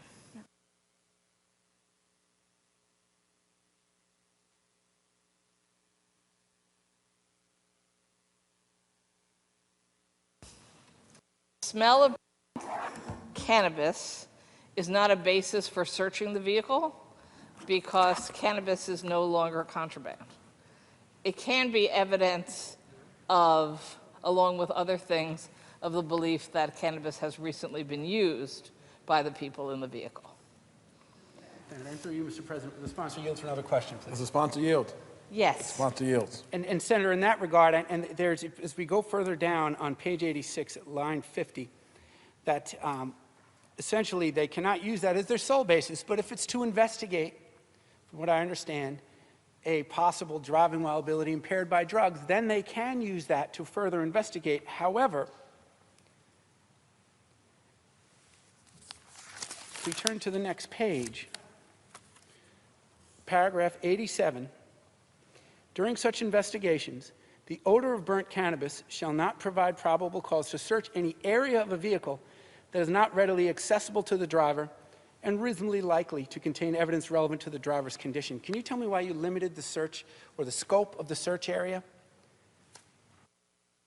It's intended to make it clear that if there's the odor of burnt cannabis coming out of the trunk, that is not evidence that the person driving the vehicle was involved with recently using cannabis. So they're two different questions. And since having cannabis or the remains of cannabis in one's trunk is no longer illegal, it shouldn't really be relevant. Will the sponsor yield for another question, please? Does the sponsor yield? I shall. Sponsor yields. Thank you, Senator. And now equating this, though, to alcohol, if there was a DWI stop and you saw maybe a bottle of vodka in the back seat, or in the trunk you smelled what smelled like alcohol, that might possibly be indicative and further consistent with your investigation that might also aid law enforcement in reaching a proper conclusion as to whether or not someone's been driving while ability impaired. So can you rectify that for me, please? It's advised that having a bottle of vodka in your trunk isn't evidence of drinking and driving. So it's parallel to cannabis in your trunk doesn't mean you were using cannabis during the course of driving or in a recent time period. And having alcohol in your trunk doesn't mean that the person up front was drinking either. Thank you, Senator Kruger. On the bill, please, Mr. President. Senator Palumbo on the bill. Thank you, Mr. President. And now, in fact, in that regard, in two of my cars, you can get to the trunk from the back seat. You just have to pull the seat down, or even the little section in the middle of the seat if you want to store skis or something along those lines. So there is access to the trunk from anywhere in the vehicle. And some of these issues, and we understand, and I think it's certainly relevant that there were goals regarding keeping the investigation narrow, I should say, to just specifically what's relevant and what may actually be usable evidence, so to speak, regarding someone's driving while ability impaired by cannabis. But you know, people are smart, and they know better. People ditch stuff when police show up. They throw things out the window. They throw things in the trunk. So in that regard, there is something called the automobile exception in the law, where If you find contraband or evidence of some contraband, then ultimately that would give you the opportunity to search a vehicle. If you have reason to inquire that someone has been using drugs in an area that is mobile like a vehicle, a small vehicle, it's not like it's a tractor trailer, I think you should have access to that entire vehicle for the purposes of a search. Because if it discloses some sort of, some contraband, like, or something that, or cannabis now, excuse me, it's not contraband anymore if this passes, which we assume it will, then that is relevant to the investigation. Because now let's couple this, because I've handled many of these on both sides of the aisle, let's couple this with the ability to keep our streets safe and prosecute driving while ability impaired by drugs. Because under 1194 in the Vehicle and Traffic Law, you can only compel someone to take a chemical test in the event there's serious physical injury or death to someone other than the driver. So an occupant in a one-car crash, another vehicle, then you can get a warrant. In all other situations, you can't. So you now have someone who can refuse to take your field sobriety tests. And just for example, and this is just from my experience, many years as a prosecutor dealing with many of these involving serious physical injury, death, and some of them not, most of them not. The indicators of driving while ability impaired by drugs are very different. In fact, there's a battery of 3 tests that a police officer gives for DWI. Usually walk and turn, horizontal gaze, nystagmus, and a one-legged stand. Those 3 together have a fairly high degree of probability of the result. For drug recognition experts, DREs, it's about 10 different, very different types, vertical nystagmus, all these different tests that they perform in order to get to that conclusion. Now, if you're pulled over, you don't have to take those. So just regarding that search issue, if there's someone that you don't have a DRE, there's only 300 and some odd of them in the entire state. They need to get there within a reasonable period of time. So you have just a police officer who's making some assumptions. Maybe they have a verbal admission. Having drugs in the car would possibly aid in the prosecution. So my point is this. Senator Palumbo, you're out of time. If you could wrap it up in the next 30 seconds. I certainly will, Mr. President. Thank you, sir. My point is this, that this is without an actual valid test that exists right now, like the handheld Alka-Sensor, like a breathalyzer, other than somewhat invasive to take a blood test. The urine test doesn't have very high probability of showing level of impairment. So blood is right now basically the only gold standard that we have. So without that, this is making our streets dangerous. And to do this now, when we feel we have to do it, I read something today that drug overdose deaths since 2019, in a little over 20 years, are going to surpass this year the total number of casualties across all major US wars. 200 years of wars. And we're struggling now with depression, with a pandemic. I think this is a bad idea. We don't need to do this now. Let's let this roll itself out slowly. Let's get some sort of a chemical test, and then we can revisit then. Thank you, Mr. President. Senator Borrello. Thank you, Mr. President. Would the sponsor yield for a question? Does the sponsor yield? Happily. Sponsor yields. Senator Kruger, thank you for your endurance today. Appreciate it. As you and I have discussed, I am opposed to this bill and to the legalization of recreational marijuana. But I do believe if we're going to do this, we need to do it responsibly. And I have a lot of questions that I'd like to talk about. Not a lot today, but I'd like a few today. First and foremost, I'm in the hospitality business. And I'm a little concerned about the disparity between several things that are requirements in the hospitality industry that are not going to be so strict when it comes to cannabis. Let's start with the licensing. I know firsthand how difficult it is to get a liquor license. If you have been convicted of a crime, a felony, or anybody that's involved with your operations has been convicted of a felony, you are highly unlikely to be able to get a liquor license. That has been the case for a long time. It stems back to the days when the mafia was involved with licensed liquor establishments so they could launder money, because criminals like to find a way to launder the money. Yet here, and this is my first question, it's my understanding that this bill is going to allow individuals who have been convicted of felonies for drug dealing to be able to receive a license to cultivate, process, and distribute or sell marijuana. Is that correct? Are convicted criminals allowed to get licenses? For certain categories, yes.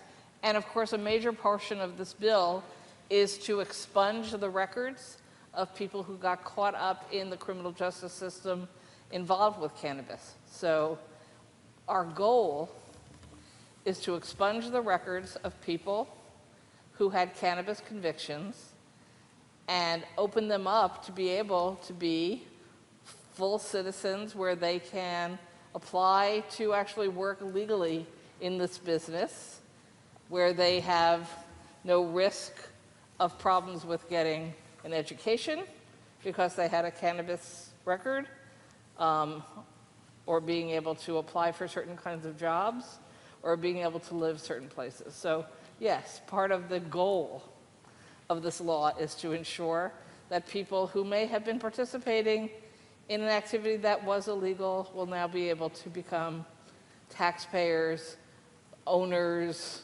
work in stores, etc. Thank you. Mr. President, will the sponsor yield again? Does the sponsor yield? Yes. Sponsor yields. Okay, so we've established that we are going to allow criminals to be able to get licenses. Unlike with liquor licenses, we're going to allow criminals to get licenses for cannabis. So that being said, you brought up for marijuana, which we're going to expunge that because it's now legal. However, oftentimes people are convicted of multiple things. So if someone has been convicted of selling marijuana but also convicted of selling other drugs like meth or heroin or have a weapons charge, would they be excluded from getting a cannabis license?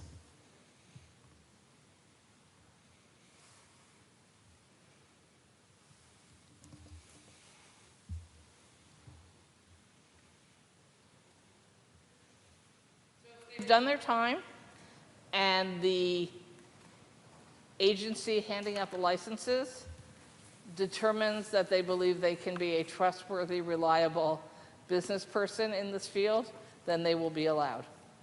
And it will be through a regulatory process and evaluation. Mr. President, will the sponsor continue to yield? Does the sponsor yield? Yes. Okay, so just so we're clear, someone who's been convicted of selling methamphetamine and maybe had some weapons charges, maybe slapped his girlfriend around a little bit, he's still eligible for having a license, unlike alcohol.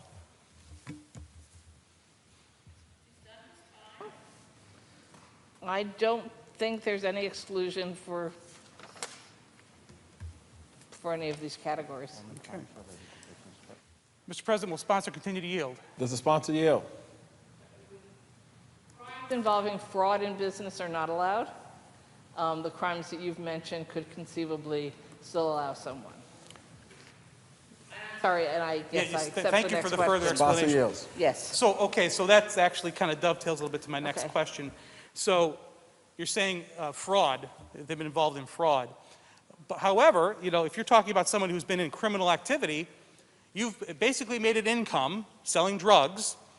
And in your case that you mentioned, it could be selling any drug. It could be selling weapons. And you made an income. You haven't reported that income. So aren't those people, in fact, committing business fraud because they're not reporting that income? So but those folks will still be eligible, right? So I'll ask again, will those folks that are criminals be eligible for cannabis but not alcohol? If they have that conviction on their record, then I think, yes, they would not be eligible. Okay. Mr. President, would the sponsor continue to yield? Does the sponsor yield? Yes. Sponsor yields. So just I want to make sure we're clear. Are you aware that there's a very, very high standard for alcohol, and there is a tremendous amount of liability when it comes to being a licensed establishment? So I know that the bill prohibits people from smoking or vaping marijuana in a licensed establishment, for example, a liquor licensed establishment, like a bar or restaurant. But does that also prohibit them from consuming like an edible, which typically is much more potent than smoking it? So would someone be able to consume an edible legally in a licensed establishment where they're prohibited from smoking it?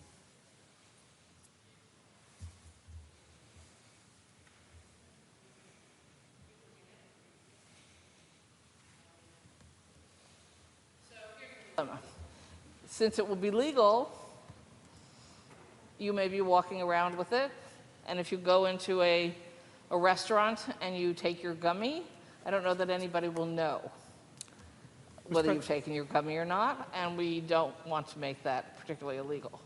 Even though I do recommend people not mix alcohol and marijuana, and that's quite a bit of the effort in the bill to make sure that we're not mixing these products. Mr. President, will the sponsor continue to yield? Does the sponsor yield? Yes. Yes. Sponsor yields. Thank you for that. So, as a licensed operator myself, liquor license, there's a few things that concern me, especially with what you're talking about. So what you're saying is you can walk in. Now, for the most part, you cannot purchase, you cannot bring alcohol into a licensed liquor establishment that you didn't purchase there. That's because, as an operator, I am responsible for you being sober. I'm responsible for your intoxication level. Yet someone could walk in with a handful of very potent gummies, consume them on premise, buy one beer from me, for example, or any other licensed establishment, leave that establishment, get into an accident and kill someone. In that scenario, especially with all the restrictions that we now have where, these people it's going to be difficult to stop these people because of all the freedom that they're going to have to consume and drive. In that scenario that I just described, where someone had one beer and unbeknownst to that licensed operator had several intoxicating gummies, has an accident, kills someone, is that licensed establishment liable for that? But it might be that somebody's going to have to be doing testing of the people in the accident and play that out. I mean, I think that must happen now.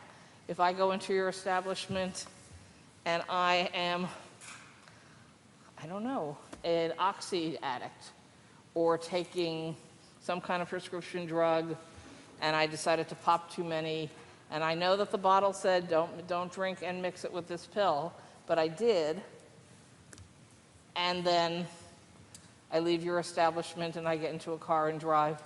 What's the storyline now? I think it would be exactly the same storyline. Mr. President, will the sponsor continue to yield? Does the sponsor yield? Certainly. Sponsor yields.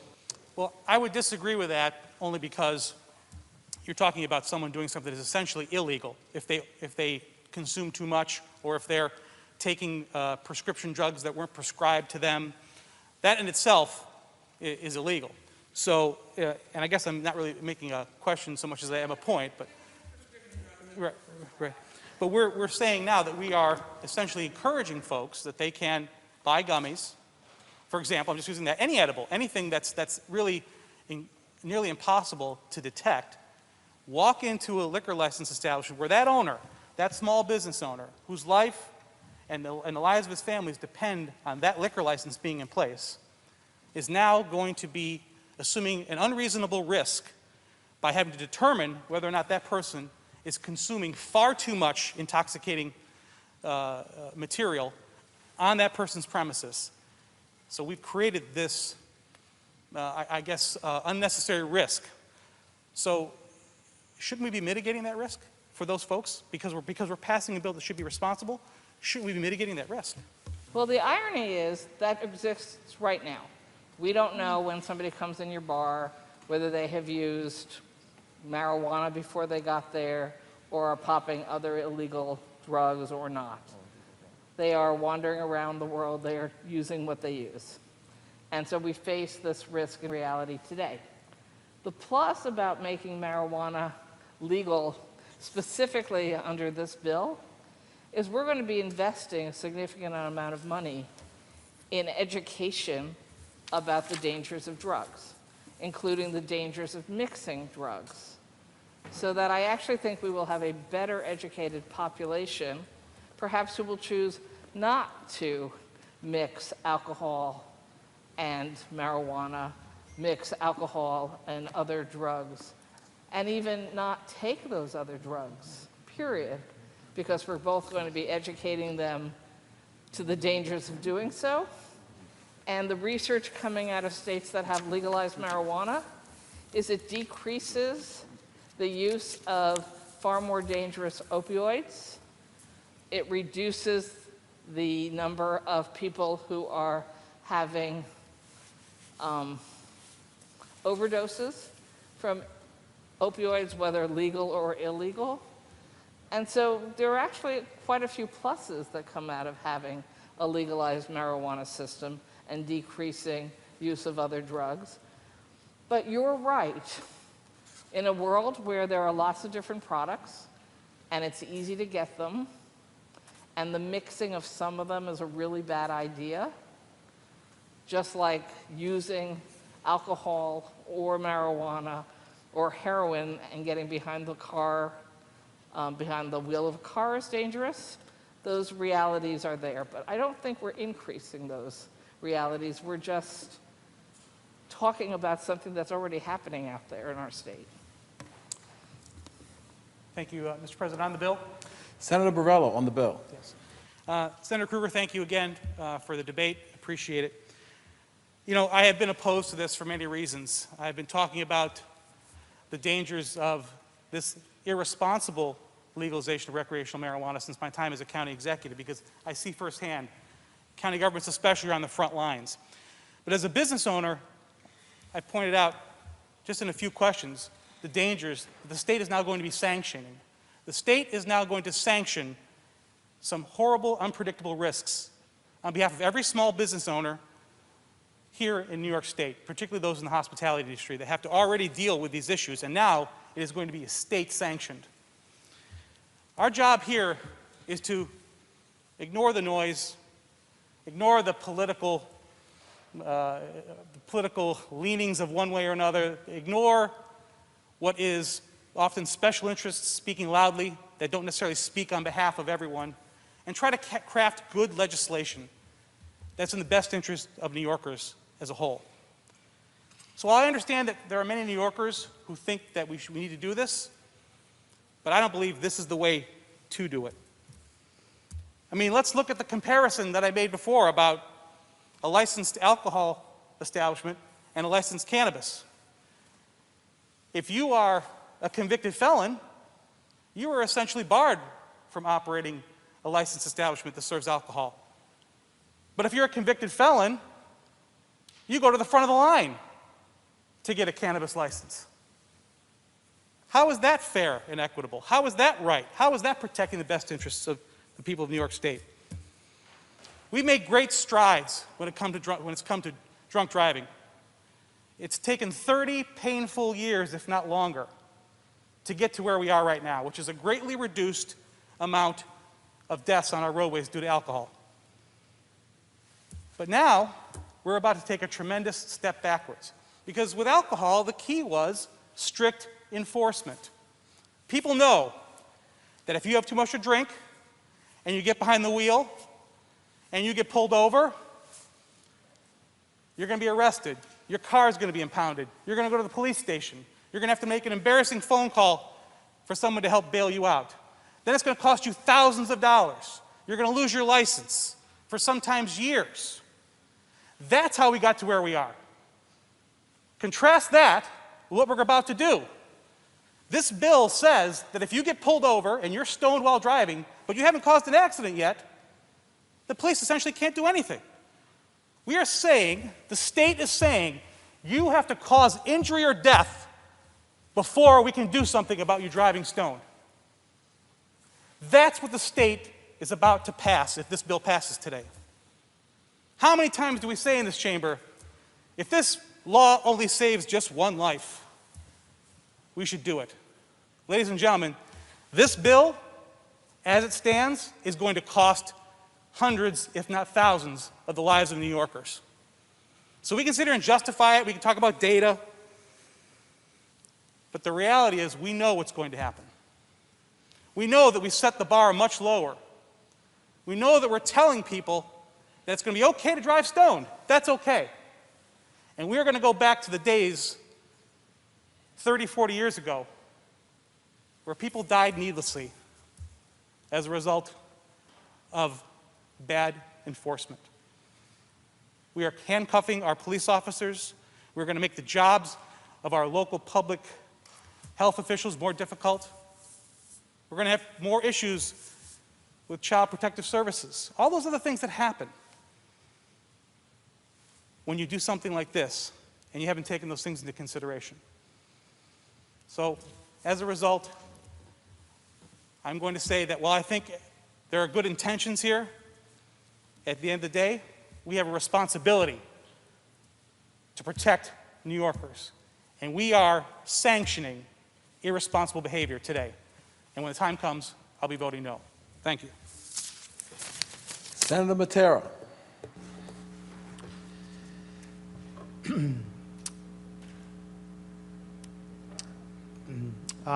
Through you, Mr. President, will the sponsor yield for a question? Does the sponsor yield?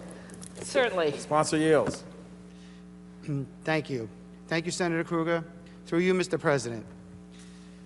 Senator Kruger, is there language anywhere in the bill that would prohibit any employer from requiring that an employee or prospective employee pass a drug test as a condition of employment or pass a drug test as a condition of continued employment?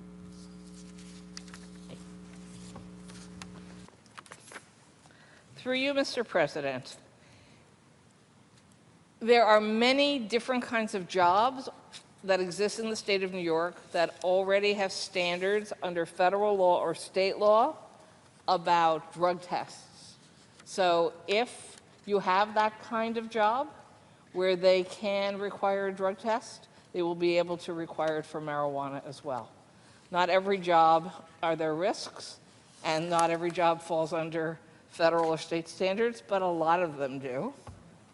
Should I read them? So there's no comprehensive federal law that regulates drug testing in the private sector, but the Drug-Free Workplace Act does impose certain employee education requirements on companies that do business with government, but does not require testing, nor does it restrict testing in any way. Drug testing is allowed under the ADA, Americans with Disability Acts, but the law does not regulate or prohibit testing instead of a comprehensive regulatory system. Federal law provides for specific agencies to adopt drug testing regulations for employers under their jurisdiction. The Department of Defense, for example, requires defense contractors set up procedures for identifying drug users, including random testing. The Department of Transportation requires industries it regulates to conduct random testing of drugs and alcohol for workers in safety-sensitive jobs, as well as testing after accidents and when there is reasonable suspicion of an employee's substance abuse. The Federal Omnibus Transportation Employment Testing Act, OTETA, requires tests for all operators of aircraft, railroad equipment, mass transit vehicles, commercial motor vehicles. Since there is no federal comprehensive drug testing law, this leaves the field open to state regulation, and many states have enacted different provisions. As a general rule, testing is presumed to be lawful unless there's a specific restriction not allowing it in state or federal law. Thank you for the answer, Senator Kruger. Thank you. Through you, Mr. President, will the sponsor yield for another question? Does the sponsor yield? Yes, of course. Sponsor yields. Through you, Mr. President, is an employee who was fired due to a positive marijuana test eligible for unemployment insurance?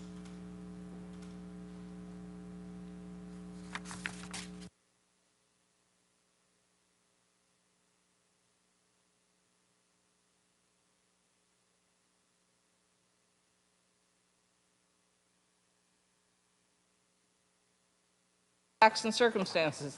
If they were in any of the categories of jobs that all these different laws applied to, then when they got fired, it would be due to their own use of drugs when they knew that they were facing a risk of being tested and penalized. So I would say if you're in any of the categories where your employer does choose to test and has told you they do so, you're probably not going to win your unemployment case.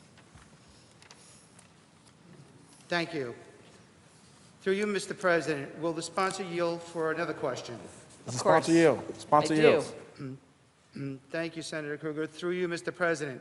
Senator Kruger, can you, an employer put a policy in place to prohibit marijuana use entirely by staff, especially in certain industries where impairment could cause serious safety concerns? For instance, could law enforcement or other group implement a policy that prohibits use entirely?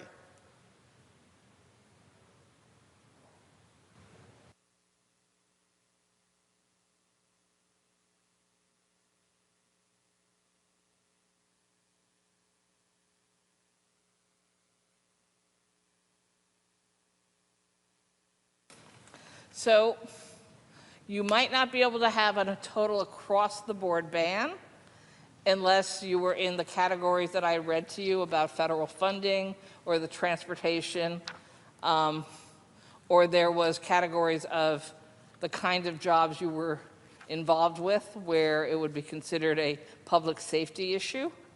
But in just somebody saying no one can ever use marijuana and work here, you know, if there was federal funds, I think our police would have trouble, for example, because most of them, there's federal funding with their jobs. I think anybody who's obviously working in transportation, transit, construction, right, operators of heavy machinery. But I think universal across-the-board ban would be a little harder to win on. Thank you, Senator Kruger, for answering my questions. Mr. President, on the bill. Senator Matera on the bill. Thank you, Mr. President.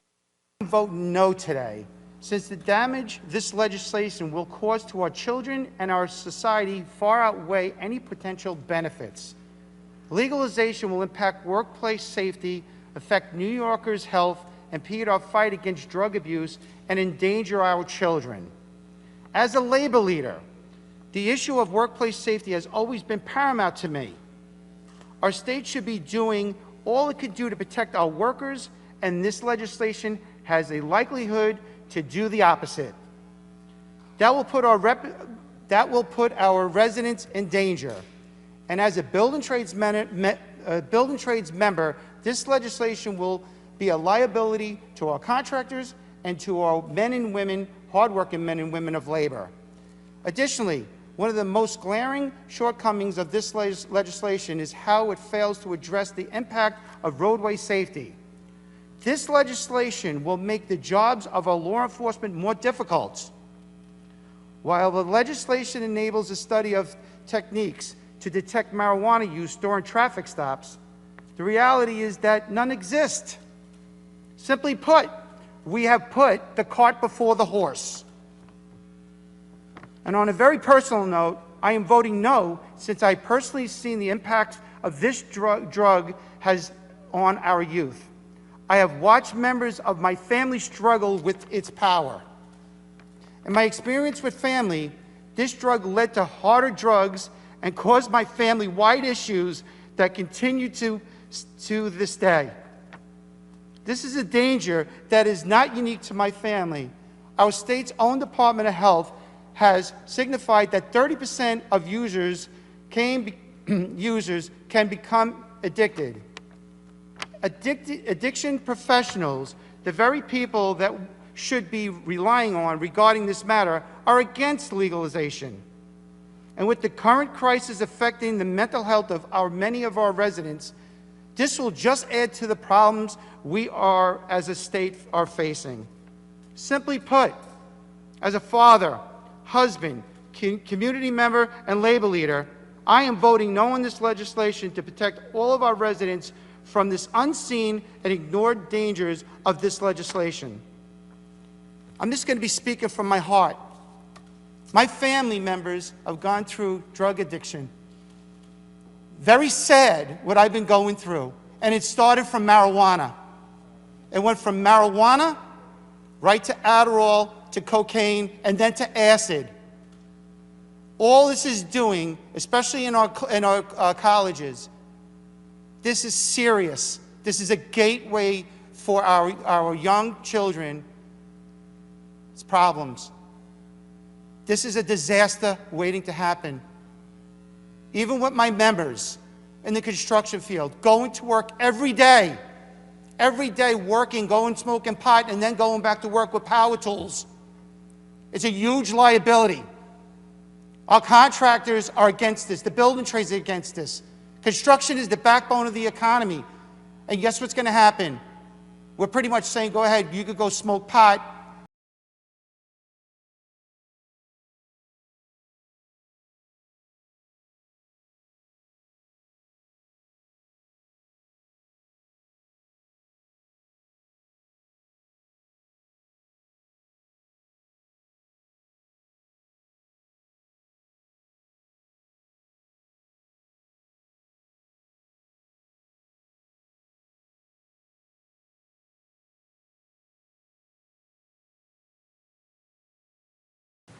Through you, Mr. President, I just want to clarify a few things I heard. First of all, the sponsor, Senator Kruger, acknowledged that marijuana is still illegal under federal law. And while this legislation prohibits law enforcement in New York from assisting federal law enforcement agencies, if a person in New York is found to be smoking marijuana in public, for instance, or in possession of quantities of marijuana, would not that New Yorker be subject to arrest by a federal law enforcement agency? Yes. Senator Lanz is correct. Would the sponsor yield? Yes. Through you, Mr. President, Senator Kruger, does that not set up an impossible situation for New Yorkers who, under this legislation, would be allowed to do certain things in New York, which would then subject them to arrest by an FBI agent or a law enforcement agent? Mr. President, this bill doesn't force anyone to use marijuana. And of course, we know a huge percentage of New Yorkers are already using marijuana, facing risk from both federal law and state law. So we're decreasing the risk by removing the state penalties, but the federal are real, but none of it's stopping anybody from using marijuana. Sponsor Yield. Yes. Sponsor yields.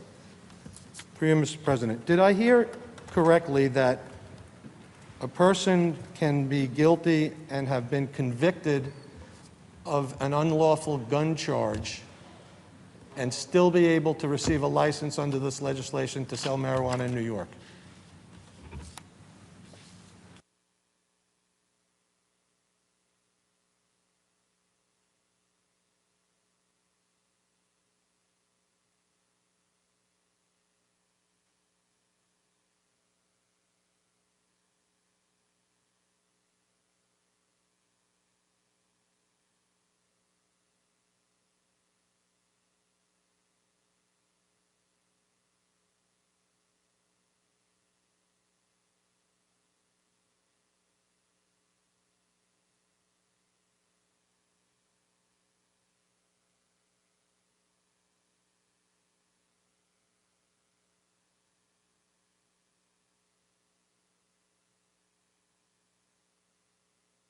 Specific prohibition. Sponsor yield. Does the sponsor yield? Through you, Mr. President, am I correct in my understanding that this bill both legalizes the recreational use of marijuana and then uses the proceeds to educate New Yorkers that they ought not use it? That they ought not use it. Mr. President, through you, the revenue from this program will be used in a variety of ways, including public education of the dangers of drug use, including the risks of marijuana use, the risks of alcohol and tobacco, and the risks of the very serious drugs that so many New Yorkers are finding themselves addicted to, the world of opioids. 20% of the revenues from this law will be used specifically for ongoing drug treatment, as well as education about drug dangers and prevention. I never said there was no risk to marijuana. I didn't get to make my opening statement yet. I will, Mr. President. But I would have highlighted that there is some danger and risk from the use of marijuana. It is shown to be less than that comes from tobacco and alcohol. We tax and regulate tobacco and alcohol. We don't give people criminal records. With this law, we will be taxing marijuana and regulating marijuana, not giving criminal records, but it doesn't mean I'm encouraging everybody to go out there and use marijuana. And in fact, the data coming in from some states that have legalized marijuana is that they actually see a decrease in use over time, particularly among young people. But again, this isn't a bill about young people using marijuana. This is a bill that only legalizes from 21 up. So people have all kinds of concerns about their children and their teenagers using marijuana, tobacco, and alcohol, as they should, Mr. President, and we should be doing a better job at educating them as families and as teenagers about the dangers, but we don't, and it's all going on right now. So this bill will finally give us some revenue streams to have specific programs operating statewide. Yield. Does the sponsor yield? Yes, I will. Through you, Mr. President. Does the sponsor believe that the CDC is a reliable and trustworthy authority with respect to disease and health in America? The record was great until about the 4-year period that Donald Trump was president. I think they're working to get their reputation back. Yes. Through you, Mr. President, is the sponsor concerned that the CDC and other authoritative organizations cite that people who use marijuana are 3 times more likely to become heroin addicts? Have to look at the data in the context of the full research. What the CDC has shown, and most drug experts have shown, is that marijuana is not a gateway drug to other stronger drugs. Having said that, if you were going to end up on a more dangerous and more addictive drug, it is quite possible that you started with marijuana or alcohol. And it is true that some people have more addictive personalities, and whether you put marijuana in front of them, or heroin in front of them, or beer in front of them, they are going to have a different reaction to it than people who do not have a even genetic predisposition to addiction. But the vast amount of evidence that has been done in this country now for 75 years is that using marijuana is not evidence that you will then go on to stronger drugs or become addicted to them. Yes. Sponsor yields. Sponsor yields. Through you, Mr. President, I would just cite that the CDC disagrees with that statement. Through you, Mr. President, and again, this is the CDC speaking and other authorities, health authorities around the world. Is the sponsor concerned that the CDCs and other authorities note that marijuana, when smoked, delivers numerous carcinogens to the body, and that marijuana use will increase the rate of cancer in the state of New York? Mr. President, I am not aware that there is a direct correlation between a growth in cancer and the use of marijuana. Now, it may be true that there is some developing research, but I don't believe I have seen any. It is true that the medical community by and large agrees taking burning substances into your lungs is not a great idea. So cannabis can be mixed with other products that could be more dangerous than the cannabis itself, or cannabis can simply be a leaf like tobacco that you burn and inhale, and it causes problems. I'm quite sure that the Lung Association recognizes that the real risks are tobacco when you're talking about inhaling burning products, but I'm not going to tell you that there may not be some evidence for burning cannabis in your lungs. I said the good news is you don't have to use it that way. And if we have a legal market, as we have learned from the medicinal market, there's many more options available to you for using cannabis products without having to burn it and inhale it into your lungs. So I think it would be an advantage of a legalized program over the current system where pretty much people are just using it and burning it. To yield. Yes. Through you, Mr. President. You know, I have a libertarian streak in me, which leads me to have less concern with respect to adults using marijuana. My primary concern here is how this is going to affect the young people in our state, and obviously with respect to how this is going to affect the safety, especially on our roads. So I have a few questions concerning those issues. Through you, Mr. President, is the sponsor concerned that numerous studies, both in this country and around the world, have demonstrated that marijuana use by young people causes permanent brain damage?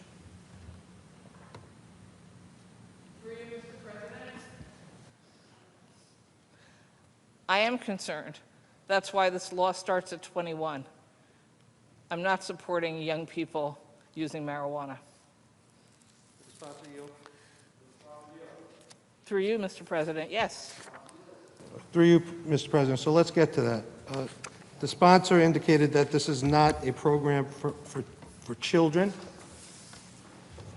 and also said that under this legislation, I suppose she meant law enforcement, will not be picking up or stopping kids.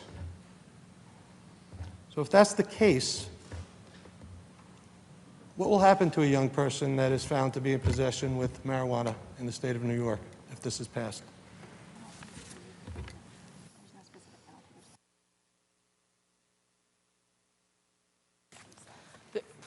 The penalty for being underage and having it is very minimal. The penalty is on the person who got it for you.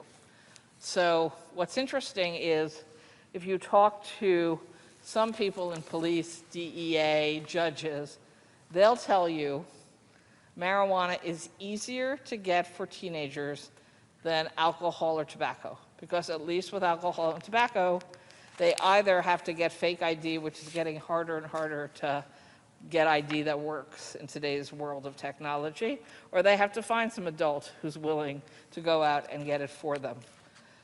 So they tell me that actually legalized marijuana will make it tougher for kids to get it than it's available now.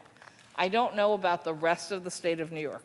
I know in the city of New York that you and I share and love, I'm advised that all 5 boroughs, including Staten Island, you can use apps and get marijuana delivered in 15 minutes. And nobody's asking for your ID because it's an illegal system.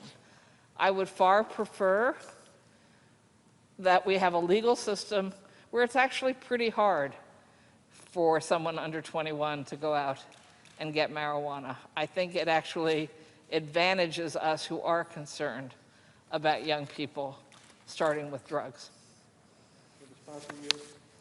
Yes, I will.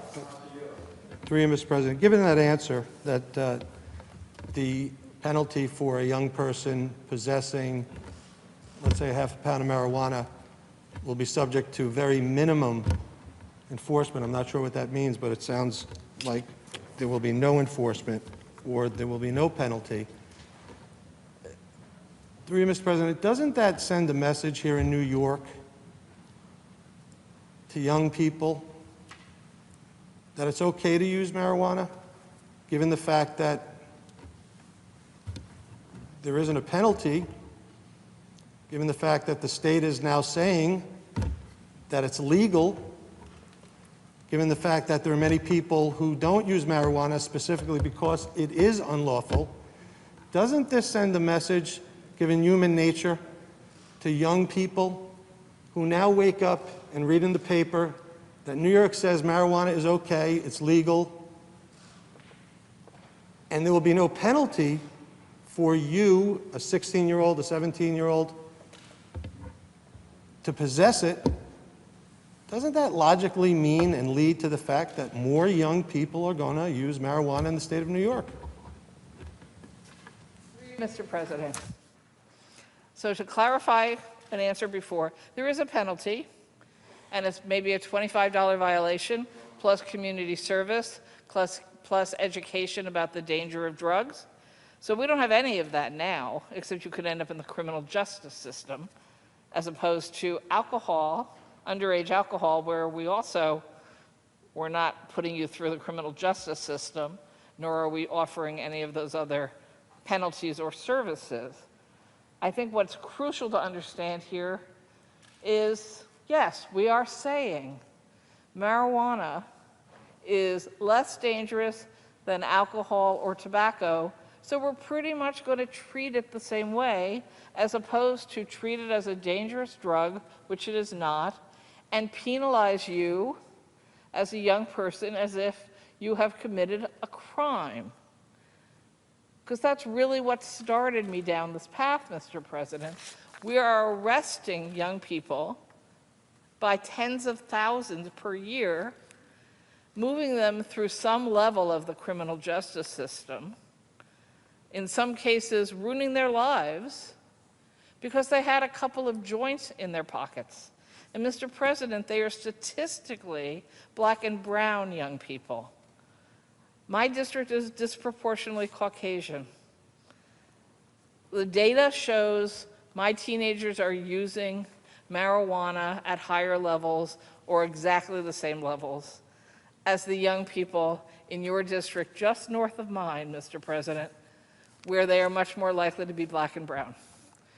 Or throughout the state of New York, in any community or neighborhood, where if they are black or brown, the statistics go as high as they are 68 times more likely to get caught up in the criminal justice system for using a product that is less dangerous than alcohol or tobacco. And we are ruining lives. These are young people who then may never be able to take a civil service exam and get a job as a good paying worker in the city or state of New York. These are young people who might be told they can't live with their families in public housing because it's federal housing. These are young people who might be told they're not eligible for grants and loans to continue their education, when we know that's the most important thing for them to do, to be able to grow up and be a participant in our society. So I'm not really very worried about holding on to criminal penalties for young people who we know will experiment, because that's what young people do. I dare any of my colleagues here in this room to say that before they were 21 years old, they hadn't tried alcohol or tried marijuana. Not everybody tried marijuana, but everyone tried alcohol. And I started using marijuana when I was 14 years old. Now, by the time I was 17 years old, I had zero interest and have ever since had no interest. I did try it once again when I was age 19 at the Rocky Horror Picture Show Friday midnight viewing in Chicago. But pretty much it was just because they were passing it down the road. You couldn't avoid it. But even then, I knew at 19 this was something I had no interest in. So we've all done that, been there. Nobody threatened to take my college education away or put me into a criminal justice system.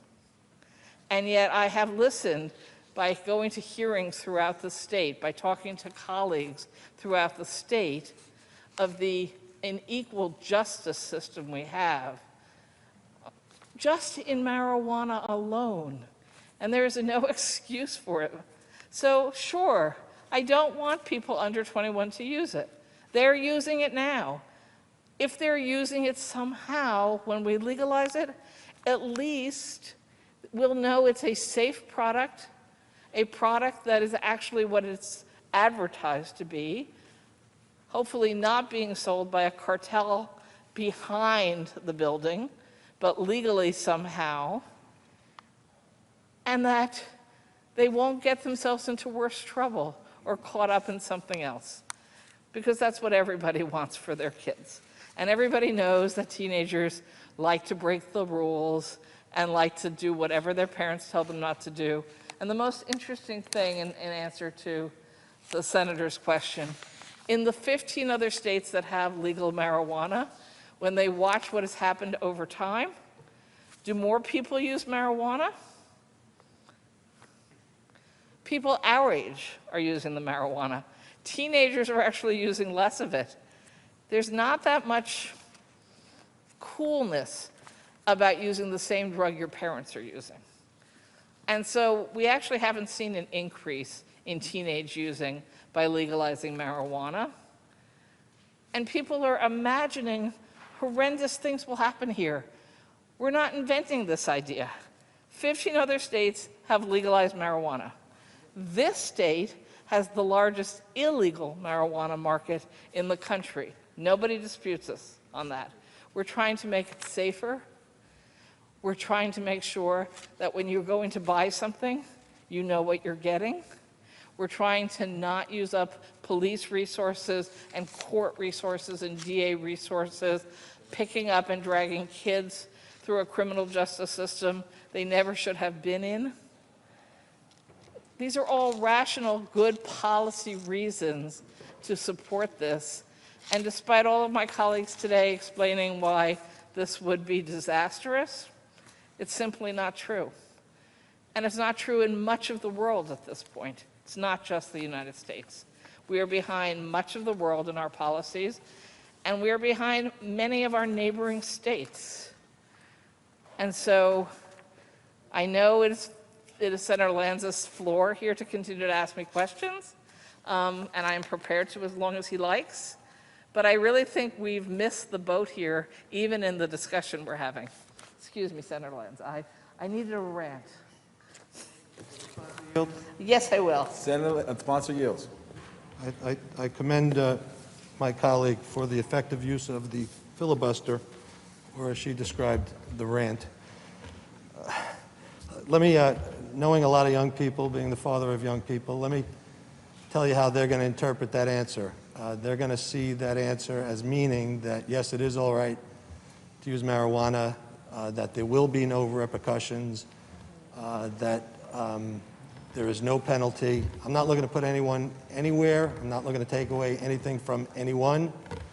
But the message clearly emanating from this room to the young people of New York is, if you want to use marijuana, do it. New York says it's all right, and my concern is that that's going to lead to higher rates of cancer, brain damage.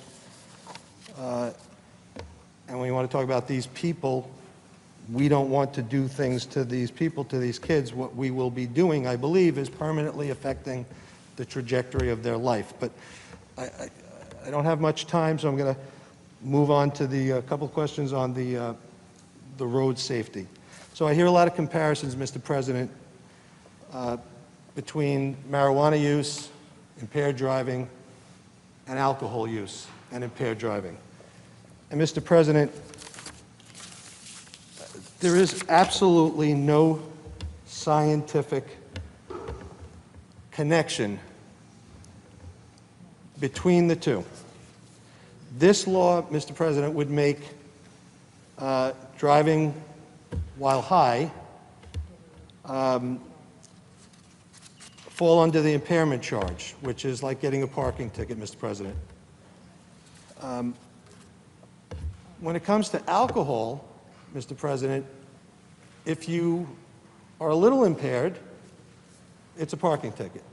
If you're really, really, really drunk, it's a crime. And we can discern that, Mr. President, because of the difference between alcohol and marijuana. Alcohol is measurable. There's a specific rate in which it leaves the body. Marijuana cannot be measured in that way. Marijuana does not leave the body that way. And under this law, Mr. President, an officer, police officer making a stop, would actually have to name the drug. And if the driver refuses to give the name, which the driver is constitutionally protected to do so, and if the driver refuses to be subjected to a test, well then, there goes the case. Through you, Mr. President, doesn't that concern the sponsor that driving while impaired by marijuana, driving while highly intoxicated by marijuana, will be virtually impossible to prosecute and enforce in the state of New York under this legislation?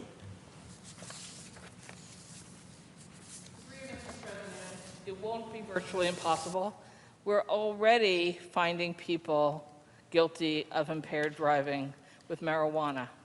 We already have people who unfortunately use marijuana and drive and need to be caught and stopped.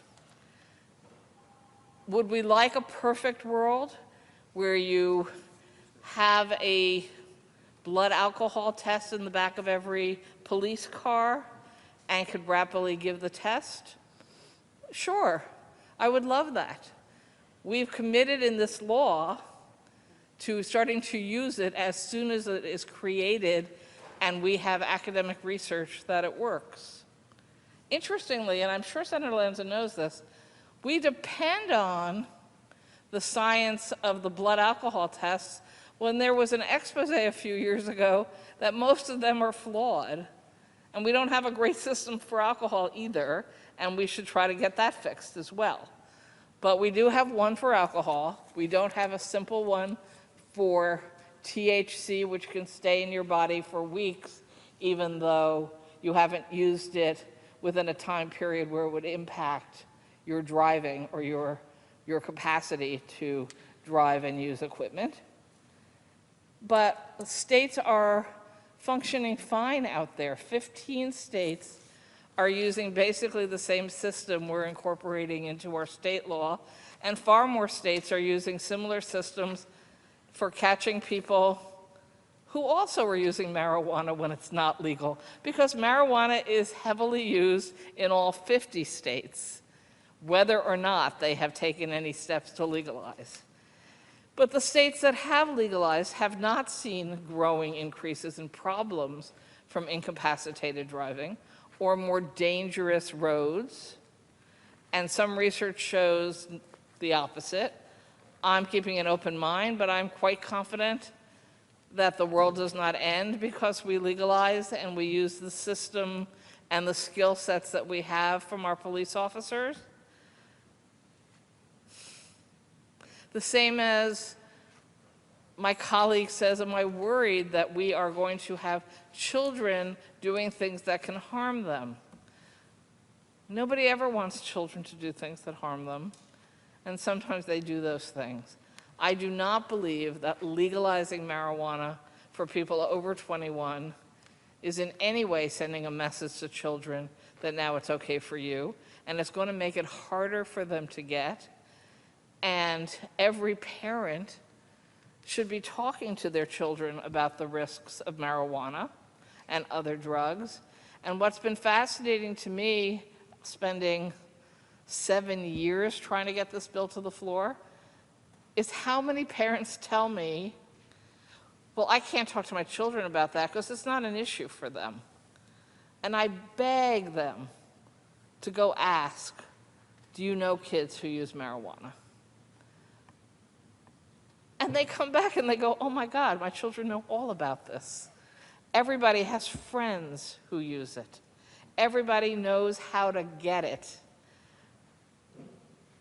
And it wakes up the parents to know they need to have that conversation, both at a much younger age, but take it much more seriously. So I actually think, even this debate today on the floor, if it makes people turn to their kids and say, so the news is filled with this marijuana issue.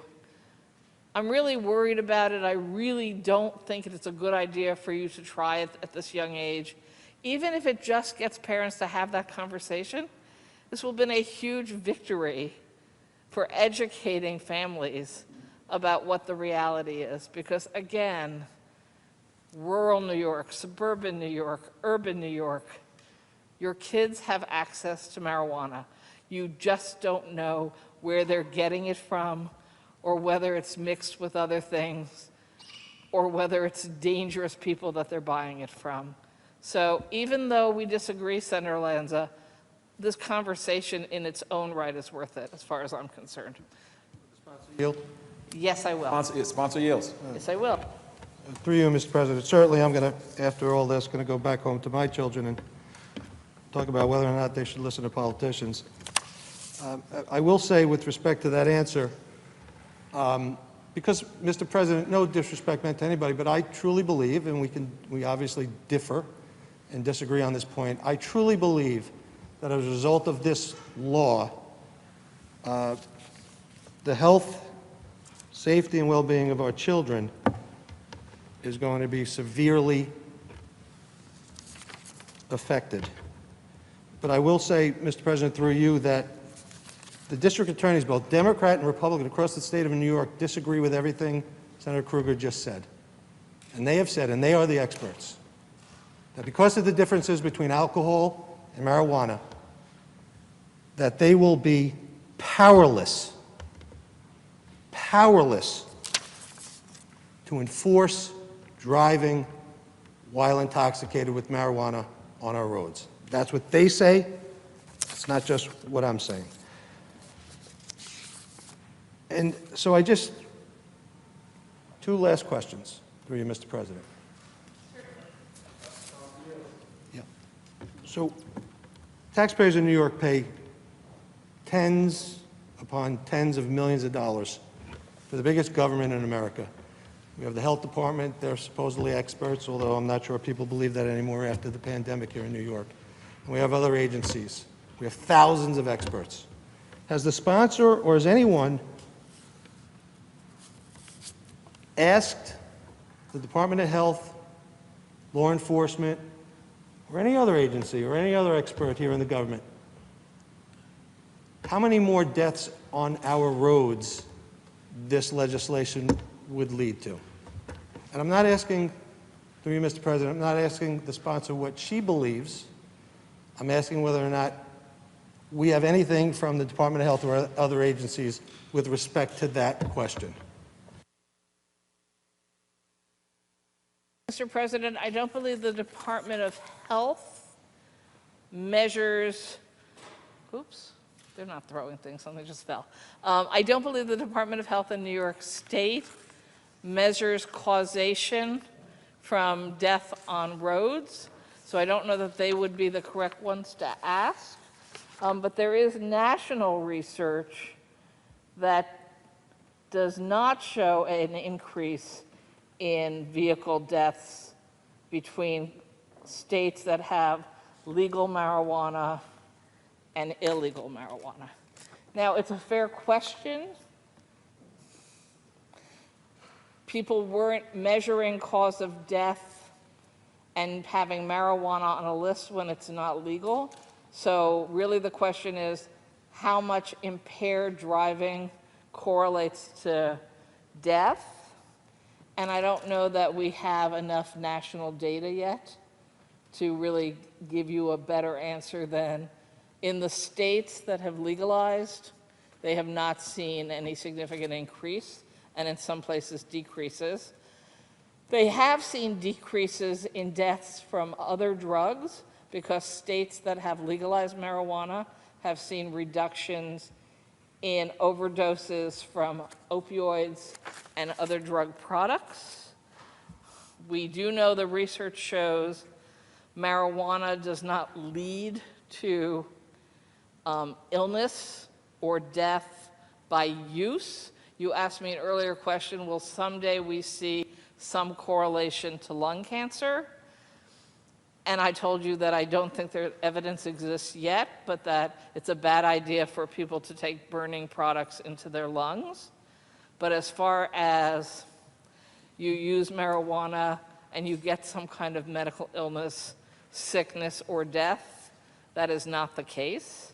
It does not seem to have any evidentiary correlation to a growth in suicide, although that was mentioned earlier.